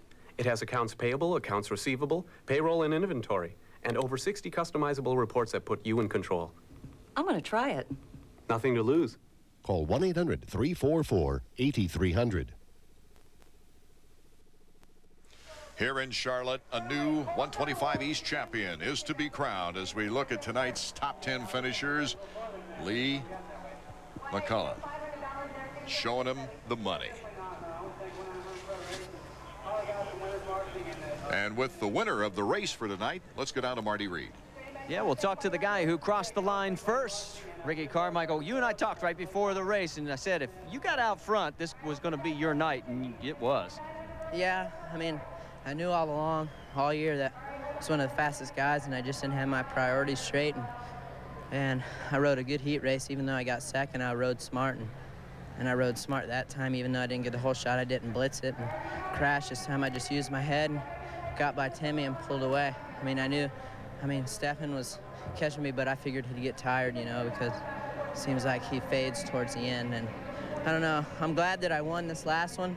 Going into Hangtown, you know, I'm winning the point series, and I'm glad I got a win behind me, and I'm ready for Hangtown, to be truthful with you. Well, that's the outdoor, but what about next year? Are you sending, just yes or no, are you sending a notice that this is your championship to win next year? Yeah, next year, for sure. This is my ultimate goal, for sure, because it could have been my year this year, but I didn't take advantage of it, so I'm going to take advantage of it next year. Okay, there's your winner. We'll talk to the champion in just a second. Here's what will be going into the record books for 1997 in the 125 Eastern Division. Tim Ferry taking the championship. Rancata in second place. Ricky Carmichael ending up with 123 points in third. Greg Schnell able to end the season very strong, moving up the ladder. Let's go back to Marty. And this is the moment that we've been waiting for Timmy Ferry. You know, we're in NASCAR country. You know, Darrell Waltrip won a championship without ever crossing the line first. Here it is, buddy. You're number one. Yeah, you know, it feels really good. My Suzuki ran great all year. My mechanic, Lee McCullum, did a good job. Roger Coster, you know, got the bikes a little better than they were last year and the year before. And I just rode smart the whole series, and I guess it paid off. Talked to Lee. He said, man, you were tight as a drum in that heat race. What was it like in the main? The heat race was horrible. I rode so bad, I rode stiff. I got like a fifth or something. And, you know, in between races, I loosened up, talked to McGrath a little bit. He helped me out, and just went out and got the whole shot and rode as smart as I could. Congratulations, champ. How's that sound? That sounds pretty good. I'd like to thank everybody at Suzuki, Thor, CD, Scott, Bell, CTI knee braces. The list goes on. Thanks everybody. Tim Ferry, definitely number one for 1997.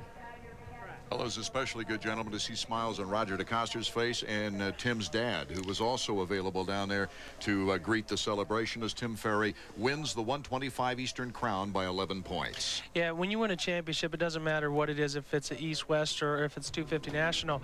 It is an achievement, and Tim Ferry definitely deserves it. He drove a smart race. While the 125 championship celebration continues, coming up next, the 250s, Jeff Emig, Jeremy McGrath, and friends. Washing the car, cleaning the windows. There are always dozens of outdoor cleanup jobs to do. Well, throw away that sponge, toss out that pail of soapy water, and say hello to Swirl On 2, the scrubber brusher with new Jet Blaster power cleaner. Attach Swirl On to your garden hose. Ordinary water pressure drives the brushes in a powerful rotating action that scrubs away dirt and grime, makes outdoor cleanups almost fun.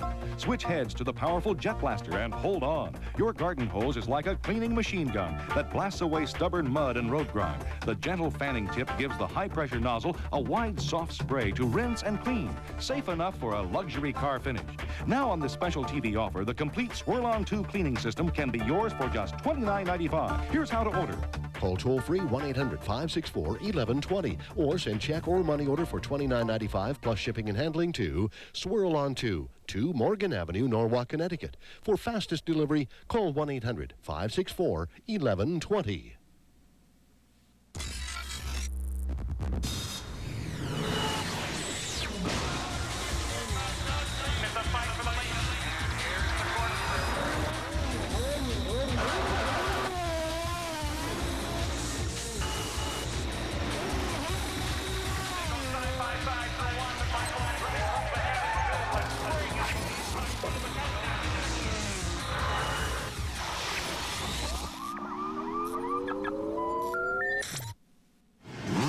Another outstanding Supercross crowd here at the Charlotte Motor Speedway. We've had record crowds almost every event this year as we're in round number 13. Hello, everybody. I'm Art Ekman, along with Davey Coombs and Rick Johnson.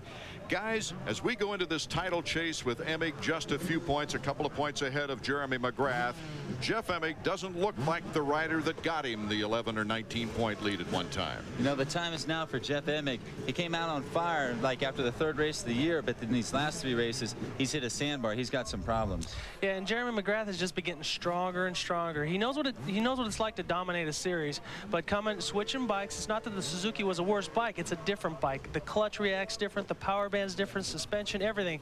So he's just been getting comfortable with that, and the bikes are getting better and better. You heard Tim Ferry say, hey, Roger's been making the bikes better, so that's got to be part of it. So he's one tough character to beat tonight.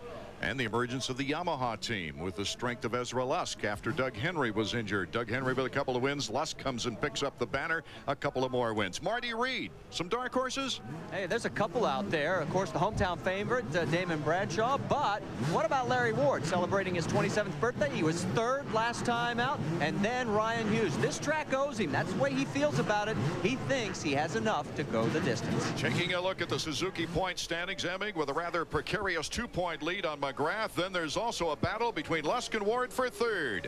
Last week at the Silverdome in Pontiac wasn't exactly the best of days for either Emig or McGrath. Last week I was just tight. That's just all there was to it. From not getting to do a lot of training and stuff because of my injury the week before. You know, I just tightened up a little bit. Ain't no thing, you know. I worked real hard all week long. We tested, you know, everybody on the team, Kawasaki, you know, they were all working hard, making sure that I got plenty of riding time this week. And I think that that's what I hadn't been getting enough of, was enough time on the bike. And so consequently, when I went to Pontiac, I just didn't feel right. Something that I've never done before in my whole life. And I was pretty disgusted about it. I was pretty mad, and there's no reason it should have happened. You know, I was 5 seconds out in front, and I didn't need to be pushing it as hard as I was. But I'm always under the influence. You know, if you push it as hard as you can, then not much is going to happen. You know, you got to race like you raced the first 10 laps, the last 10 laps. So maybe if I would have slowed down, something else would have happened. So, I mean, try not to let that happen again. As we come back, the 30-second board is up. Davey Coombs. I think you're going to see a lot of things happen here in the first turn. It's going to be who gets out cleanly and who's left behind. We've seen it happen all night, and the card is sideways. Could we have a different winner? We've had 6 different winners this year. Could we have a new points leader when this is over? Emig and McGrath. McGrath gets across the line, but look at number 7, Kevin Windham. Windham shoots out of there like out of a cannon. Yeah, Jeremy McGrath took Jeff Emig way deep into the hay bales and ended up screwing both of them up. I think Jeremy got into that first turn, and he didn't want to get pushed out like he did in the heat, so he went a little too deep. That was a disaster for Jeff Emig. He went from 2nd on the outside to about 15th. The fireworks, in case you want to know about the bombs going off, it's fireworks here at the Charlotte Motor Speedway on our first lap. Kevin Windham, and then Mike Craig. Mike Craig in 2nd place with Ezra Lusk in 3rd. Larry Ward in 4th. It's Albertine and then Jeremy McGrath. After McGrath, it's Bradshaw, Kadrowski. Then it's Phil Lawrence. Oh, we have to go way back until we find a Jeff Emig. Right, you're going to really see Jeff Emig's merit here. He's going to have to fight for this one because we saw Jeremy McGrath just cut through the field in the heat race. Now he's right in the same position he was in the heat, so look for him to go forward, but you're going to have to see Jeff Emig push really hard. Emig in 14th place. He's come back before. We'll see if he has it here tonight. We saw him mess up a shift off the starting gate at Houston and went from dead last to 1st, but this is not a Houston-type track. What about this Kevin Windham? If he wins, it could be his very first 250 Supercross victory. Well, we watched him dominate the heat race, and I've also seen him do the same thing over in Japan. So if he gets out a big enough lead, Jeremy might not want to bother with him and go try to chase him down instead of taking that chance. So he's going to be a strong person to beat and a really hard person to beat in this race. Yeah, if somebody's just tuning into tonight's broadcast, they think you see all the riders over there in Japan. Ricky, you spend a lot of time over there, huh? Well, definitely. But like Davey was pointing out right here, we got Greg Albertine past Jeremy McGrath back, so we got a dice going. That'll be a team player, though, later on. That's for sure. McGrath is now in 5th place, out in front. Zooming is Kevin Windham.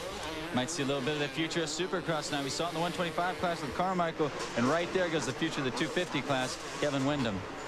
Yeah, Kevin's running really strong. He's hitting his lines perfect, and like I say, he's a little bit bigger, so he's got some leverage, and so with speed's not going to bother someone that can throw around a bike like that. Jeremy McGrath gets the clean bar-to-bar action now with Albertine. I see Emig right now. He's only picked up 2 spots on that lap. He's only up to 12. He's getting ready to make a move on one of the Chaparral guys, but he's got a long way to go before he gets in the top 3, let alone before he gets up to Jeremy McGrath. A 5-second lead for Wyndham on Craig. And then right behind him, Ezra Lusk. Jeremy McGrath has now moved behind Lusk. Well, right now what Jeremy's probably doing is settle in. He's got an eye on all the top 3 guys. Now he can take his time. He knows he has 19 laps to do it, and that's a long time. So he might be thinking, hey, Kevin Wyndham can get tired. A lot can happen in that time. Number 15, Michael Craig, coming off the injured list after missing 4 races with a broken scapula. That's your angel wing, I think.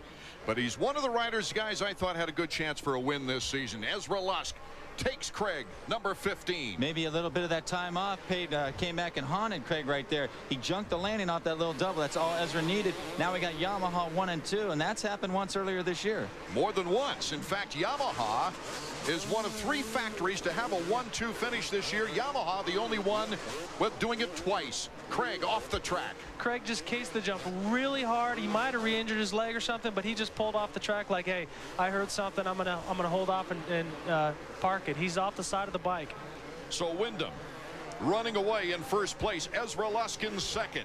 We had a Doug Henry win and an Ezra Lusk second place earlier in the season. We've had an Ezra Lusk Wyndham 1-2. And right now, watch this replay. See, Craig doesn't get the height, runs right into the triple. That's one of the highest speeds, and if you notice, he just basically bails out. He's getting off the track. Something went wrong. You know, Wyndham was just looking at this 250 action when he started in the last race at Pontiac as a warm-up for his 125 Western finish in Dallas. He was coming off an injury, and he wanted to get back in sync as his mechanic there, Steve Butler, shows him the board. Yeah, the way the series works for 125 riders, like Carmichael was talking about the next 125 National, that's not for 3 weeks away. Wyndham had 3 weeks off before he got to his next 125 West Region race, a very important race because he could wrap up his title. Steve Butler, I should have said, giving the board to Ezra Lusk. That's the mechanic that works for Ezra, as Ezra's in second place with McGrath, Albertine, and Larry Ward in the top 5. Well, I've been watching Jeremy McGrath, and he's missing his jumps just a little bit. He might be thinking a little bit too much about the championship, but he's off the pace from Wyndham. If he doesn't pick it up, he's not going to catch him. Okay, Marty's with Ali Seymour, who's the mechanic of Kevin Wyndham. Hey, I got to ask you, did you feed him Wheaties or nitromethane? What's going on? I don't know. He's getting used to riding a 250, and he likes it a lot, so we got 15 more laps. We'll see if we can hang on. Yeah, but he's kicking their butts right now. He's got some really good speed out there. Down those straightaways, he's really cruising. So we'll see. He's coming by again, guys. It's been an interesting year as we take a look at the battle for fourth now with Larry Ward getting hounded by Albertine. Albertine moving up, is looking for his opportunity to pass Rick Johnson. Yeah, Larry Ward just got past Albertine. If you see that those little nagging cases, it's kind of like a jab in a boxing match. It takes a little bit out of you each time because every time you go to hit those things, you got to squeeze up real tight. Emig has moved up to 9th place. Yeah, he actually is just getting ready to make a move on Phil Lawrence for 8th, and then after that, he's got a long way to go before he gets to Bradshaw and Ryan Hughes, and that's not even in the top 5 yet. Emig leading by only 2 points over Jeremy McGrath. Inside, Ward tries to cut off. Here comes Albertine. Albertine, what a back-and-forth battle we've got going between Team Suzuki and Honda of Troy. Yeah, both these riders putting in the best rides. Here's another battle too. Jeremy McGrath is trying to put the challenge onto Ezra Lusk. Well, see, here you got a situation where you got a guy going for a championship and a guy that's a long shot that just wants to be impressive every time he's on the bike. So Jeremy's got more to think about than Ezra. Last week, Lusk never letting McGrath off the hook from 3 to 5 seconds every lap right behind him. When McGrath made a mental mistake, probably he was as disturbed at himself as he's ever been after a race.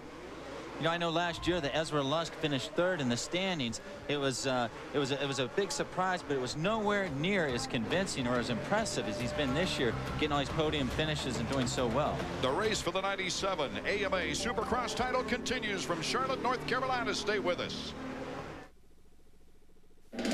Walk in with no down payment. Ride off with a new Honda Shadow or Magna. Walk in, get low financing. Ride off with a Honda Goldwing or Valkyrie. Walk in at the right time. Ride off with a CBR 600 F3 and a custom watch while supplies last. Until May 31st, get low financing, no down payment, and a custom watch with selected models at your Honda dealer. The Honda Ride Off. Walk in, ride off. Now is the time to train for the career you've always wanted. Just ask Motorcycle Mechanics Institute graduate Al Luddington, now lead mechanic for Honda's championship-winning Smokin' Joe's Superbike team. MMI gave me the knowledge and training to take me to the top of my profession. It's a great place to start, and I recommend it to anybody looking to kick off a career in motorcycle mechanics or the personal watercraft industry. Change your life with one phone call, 1-800-994-3664. That's 1-800-994-3664. Call today. Well, we do commercials from time to time, and frankly, we're pretty good at it. I love the chicken, I love the donuts, I love Margie's all-you-can-eat house of chicken and donuts. People trust us. Have you ever been injured? Well, the law firm of Steicher and Cronin want to turn your whiplash into hard cash. America's best-loved sports melodies. Let's go Rangers! Push her back, way back. No one sings like Oberman. Darryl. Bottom line, we move merchandise. And the battle is on now, but right now Kevin Windham is out in front. Here is a replay, though, in the battle for second place. It's Jeremy McGrath on the right, Ezra Lusk on the left. Wheel to wheel. Not even a scratch of plastic, though, and now Ezra Lusk is kind of playing it like he did last week. Not let Jeremy get too far away, but he's not showing him any wheels. We saw the same thing in the heat race earlier. Ezra got behind him and checked out his lines. One thing people might not know about, and some of you people out there on the internet following these races might know this, Jeremy McGrath and Ezra Lusk are on there all the time, and they're pretty good friends on opposite sides of the country, but they get together and talk about these things.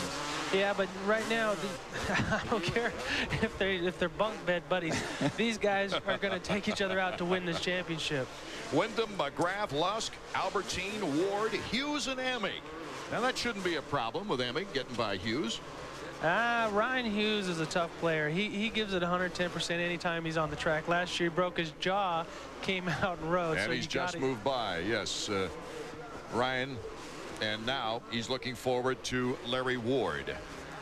I think right now what Emig might want to think about doing, he's going to keep moving forward, obviously, but he might want to focus on Albertine, the fourth place rider, cut his losses there. He'll still be within a couple points. He will lose the points lead, but at least going the last two rounds will still be close. Rick, Emig's looking a lot smoother now. I guess he's just loosened up after a very, very tight beginning. Yeah, he is looking real smooth, but that's what wins him the championships in the outdoor. In Supercross, you got to be aggressive, and you got to hit every little jump, bump, and turn with 100% aggression. And I think that's why Jeremy McGrath has done so well in Supercross. Our leader, Kevin Windham. This could be his very first 250 win. What a great break that might be in capturing maybe a 125 Western title next week, but already having that 250 win under your belt. Yeah, it takes a lot of pressure off. You know, he's up in the major league, he's in the show, and if he wins the bout here, it'll take him into next year with a lot of confidence. Jeff Emig, Larry Ward, Honda of Troy, trying to hold off the points leader. Interesting battle right here. Emig goes on the inside and a very clean pass. Didn't even have to try to block him. I think Ward knows. Ward says, "Hey, goodbye." Yeah, he knows who's in the championship chase right now. And so Emig is on the climb up the ladder, guys. Yeah, you know, I understand that there's guys out there fighting for a championship, but Larry Ward still needs to establish himself as the man. So I'm surprised he gave up that easy. Pretty soon on the long straights, guys, Windham will be waving at Emig on the direction going the other way as we check our leader, number 7, Kevin Windham. He's got a huge lead right now. Yeah, Kevin is just running really strong. Honda stopwatch time. Let's get an interval right now and see if we can pick out between number 1 and number 2, Jeremy McGrath in second spot. You know, here's Jeremy. When the season started, Art, could you have ever imagined there'd be 7 main event winners in the 250 series? Nope. You want the honest question? Huh? No. We've had 6 so far. That ties a 1990-1991 mark of 6 different winners in a Supercross season. We have never had 7 different riders win in a Supercross season. We've had 8 That was back in '85.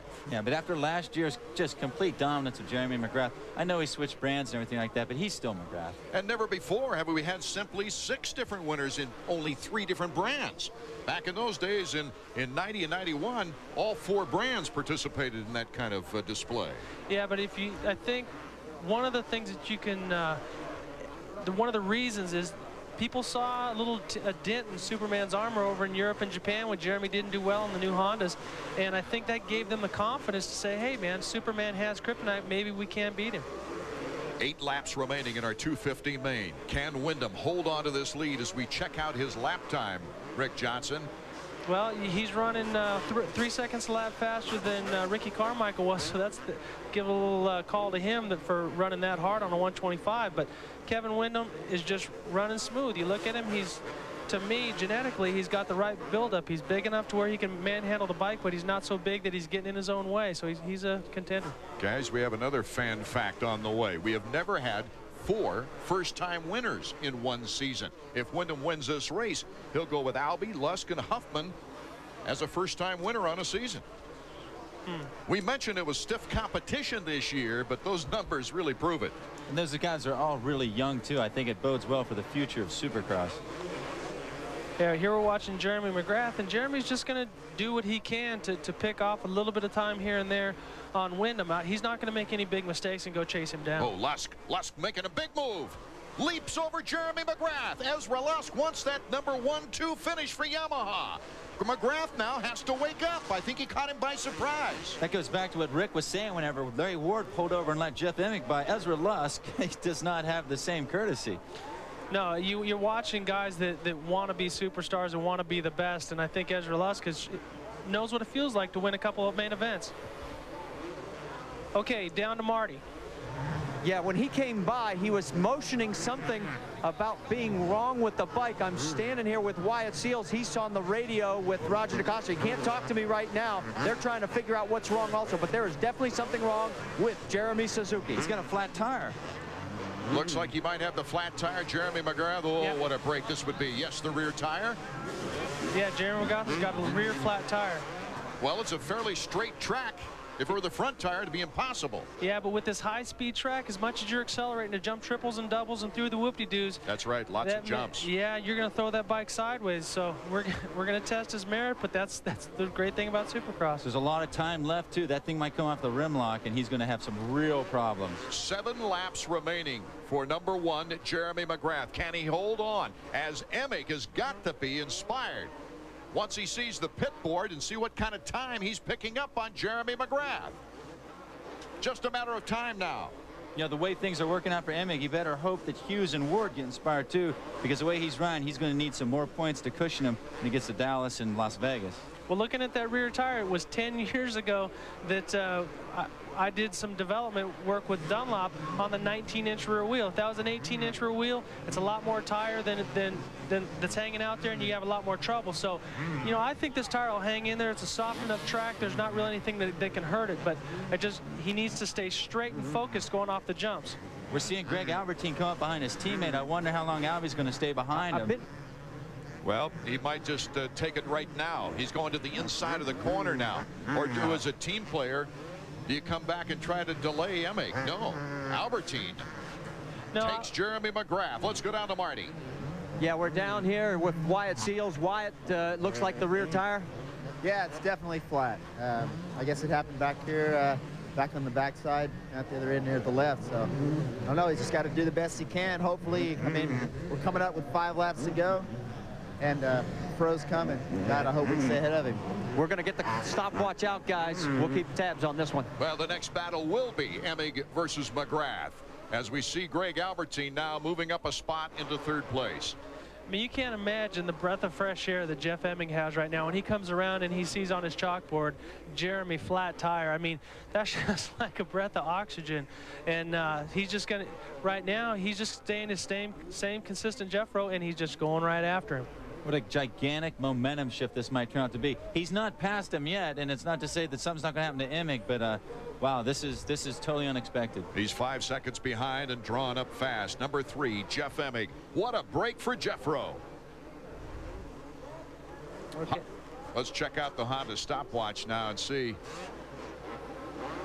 Well, Emmig's down to a couple seconds. It's not going to be, I'll bet he has him through this next section of whoops because Jeremy cannot accelerate and can't make the jumps like Jeff can. A few seconds behind them, we got Ryan Hughes and Larry Ward coming up too. Right there, we see Emig go by Jeremy. Just salvage the points lead, Art. That's right. Emig making his move. Emig started in 14th and has now moved 10 spots up. And number 3, number 1, it's Jeff Emig. Well, I think, you know, Jeremy is a champion. He's going to keep fighting. Now, the key is going to be Ryan Hughes and Larry Ward. If they get by him, that's going to put a little bit of a chunk in there for the last race. So, you know, last couple races. So, right now, Jeremy's got to be getting eat up right now because I've been through that. I lost to Spring in '82, and that added to me losing the championship. Number 9, Ryan Hughes. You see him on the track there. Yeah, actually, on the other side of the track, I see Damon Bradshaw's riding around about the same pace as Jeremy McGrath. So we've seen 3 contenders, Bradshaw, Craig, and of course McGrath. Suffer some bad luck here in the main event, Charlotte. Watching Jeremy McGrath's style, he has to swoop all the turns and he has to be real smooth and accelerate. He can't make any short moves. 3.5 seconds behind Jeremy is this young man, Ryan Hughes, number 9. What a job he could do for Kawasaki and his teammate Jeff Emig by passing Jeremy McGrath, chipping away those points. And the next question is, can Greg Albertine hold off Emig? Yeah, I don't think you're going to see a problem there. You know, Albie's a tough guy. 4 laps to go. Our leader, we've almost forgotten about him because the points race is really the important factor right now. But Kevin Windham, as here comes Ryan Hughes against Jeremy McGrath with the flat rear tire. If you watch, Jeremy McGrath's right wheel kicks to the right side every time he goes off a jump because the tire's just not staying on the rim. Emig picked up 2 points when he passed McGrath. The game of +4. Hughes goes out. It's +6. At that point, Jeff Emig controls his own destiny in the title chase. McGrath can win the last 2 races. If Emig gets second, he gets the title. And that's way down the road, guys. And Ryan Hughes just makes a pass on Jeremy. He's kind of helpless. He's not going to sit and try to block these guys or try to knock him down because they could end up running him over and hurting him as well. So he just has to sit and take this beating right now, which has got to be tough after all he's been through this year. Ward right behind McGrath. That would be losing more points for Jeremy McGrath's cause. Jeremy McGrath, last time I remember him getting a flat tire was in Seattle. He lost that race. Larry Ward in front of Jeremy now. Jeremy's got 3 laps to hold off the next furthest guy back. He's got about 10 seconds on Mike Kudrowski. So we see Ward roll by on the inside there. And, man, you know, it's taken away from a great ride of Kevin Windham's. He is long gone. Ezra Lusk had put on a good ride, too. Albertine's going to get on the podium, but big story, Jeremy McGrath. Right now, Kevin Windham is approaching out of the horseshoe, the finish line, and that would mean only 2 laps remaining in this race. Windham, Lusk, Albie, Emig, Hughes, Ward, and McGrath, the order. Tough break for Jeremy McGrath, but you know, you don't want to take away from Kevin Windham. He's drove a picture-perfect race, and he's walked away from these guys. He's running smooth. He's got all the confidence. Imagine you're going to start seeing that Kevin Windham heel clicker here pretty shortly and start doing some showboating for the fans. Right now, he was just trying to correct himself in midair there, I think. Davey. You know, I got another thing that I've just been thinking about as far as these last 2 races go. Windham goes back to the 125 class. Craig, obviously hurt. Jeremy McGrath's not going to get a lot of help. There's not going to be a lot of people that get in between those guys. Larry Ward lapping Bradshaw. Bradshaw having all kinds of mechanical problems, it looks like. Yeah, it's a tough deal. Come back to your hometown and want to do a good job and then have something go wrong mechanically. Really hurts your ego. 2 laps to go. Kudrowski's coming up on McGrath, and then guess who's next, Art? It's Mike LaRocco. Oh, look out as Jeremy McGrath's challenge on Jeff Emig seeping away with only 2 full races after this one remaining. There's Jeremy. You watch him. He can't hit those jumps with any enthusiasm. Here comes Mike Kudrowski just being able to accelerate and drive at his own pace. And Jeremy's just, like I say, just sitting there and has to take the beating. Mike Kudrowski, coming out of a year of retirement, had a bad hand injury coming out of Gatorback and missed several Supercross races, but he really wants to get tuned up for the outdoor national season as we get set for the white flag. White flag lap underway. As high as second, Jeremy McGrath is now in 7th. Here comes Ezra Lusk. He's been pushing the whole time, and now he's within probably 10 bike lengths of Kevin Windham. You can see him just now onto the screen. Man, this Ezra is really putting on a charge this last lap. Cutting through the lappers right now as he's going to take on Phil Lawrence to the inside. You see Kevin Windham on the final lap right now. Ezra Lusk is not that far behind. Right there on the corner. Ezra would like another victory. There's no question about that. Ezra Lusk with 2 wins in the last 3 races, making a move on his teammate. Kevin Windham stepping it up a bit as Ezra tries to get by Jimmy Button. Ezra flies over the double. Here's the horseshoe. Coming up the checkered flag. A Yamaha 1-2. That's a fact. Here's Kevin Windham. His first 250 Supercross victory. Ezra Lusk in 2nd place. And here comes Mike LaRocco on Jeremy McGrath. We got half a lap to go. He can still make the pass on him, but now is he going to be a team player, or is he just going to go out for himself and try to take those points away? Team Yamaha. Look at Kevin Windham shaking his head, probably exhausted after his own teammate pushed him to the limit. Well, when you get pushed like that, you have to reset, step it up on the last lap. It makes it tough. But here we got Jeremy McGrath, the champion that he is, just keep fighting and keeps digging, and he's holding off Mike LaRocco. Jeremy McGrath, an unfortunate situation right now. It'll be interesting when we see the official standings. I think that this is great. Mike LaRocco is being a team player. He's not pushing it. You know, even though there was the controversy there, that makes him a great champion. We'll be back with the official order of things and the celebration here from the Charlotte Motor Speedway after this. Get ready for the thrill of your life. AMA Supercross. Live. A Saturday night you'll never forget. AMA Supercross. Live. The guts and the glory of the best riders in the world. AMA Supercross. Live. Feel the rush of the most extreme sport on the planet. Live. AMA Supercross. The 1997 flight to the finish. Live it live.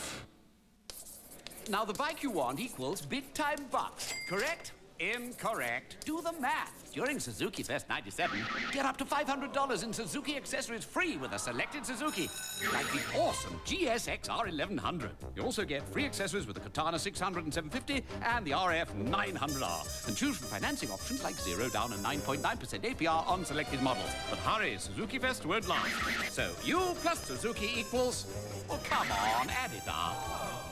Extreme external pressure has a unique impact on the human psyche, pushing people to heights previously thought unattainable and enabling them to succeed in their ultimate goal. The Oilers take on the Avalanche tomorrow at 7:30. Welcome to the Stanley Cup playoffs on ESPN2. AMA Supercross on ESPN2 has been brought to you by Honda. Between now and May 31st, you can get a great deal on a great bike during the Honda Ride-Off. Honda, walk in, ride off. And by Suzuki. Your Suzuki dealer has the ride you've been waiting for and the financing to get it. Here in Charlotte, North Carolina, Kevin Windham wins his first Supercross of 1997, in the 250s that is. He becomes the first ever active 125 rider to win a 250 main event. All kinds of firsts racked up by Kevin Windham here tonight of Team Yamaha. Marty Reed's made his way to the victory podium. Let's get some insight from the guy who did all the work on the track, huh, Marty? Hey, you know, we have to focus on the championship, obviously, but this guy destroyed the entire field. Congratulations on 250 victory number uno. Yeah, man, this feels great. Last weekend, me and Yog won too, and I'm glad, you know, even though I'm not in the points, I'm glad to switch it around this weekend. Everybody's riding great, man. My YZ pulled me to the first turn. I don't know if I got the whole shot, but it was mighty close. So, you know, I can't be happier. You know, I've been coming off injury, and then, you know, here I am getting second and then first. You know, I mean, what more can you ask for? Absolutely nothing. Was there one key element to this? I mean, something about the way you set up the bike, something that you've done mentally, physically? You know what? It's all mental. You know, we haven't really done anything to the bike. I've just had a couple weeks to get used to it. You know, even though I wasn't racing when I was hurt, I was definitely at home practicing. So I just feel unbelievable on the bike, and man, I'm so bummed that I got to get off of it this week. But man, it just makes me look so forward to next year, and and I couldn't ask for anything better. Well, you still have a 125 championship to win, and that starts again next week at Dallas, guys. The fourth first-time winner of the 1997 season, also a new record established this year. The seventh winner this season on the Supercross Tour. As we take a look at the championship run now, how it looks as we go to Dallas, Texas Stadium. It's Emig with a 6-point lead over Jeremy McGrath. The battle for Luskin Ward is starting to separate. Be with us now for our next ESPN2 telecast. We'll be coming to you from Texas Stadium in Dallas. Art Ekman for Davey Coombs, Rick Johnson, and Marty Reed, thanking you for enjoying left turn and the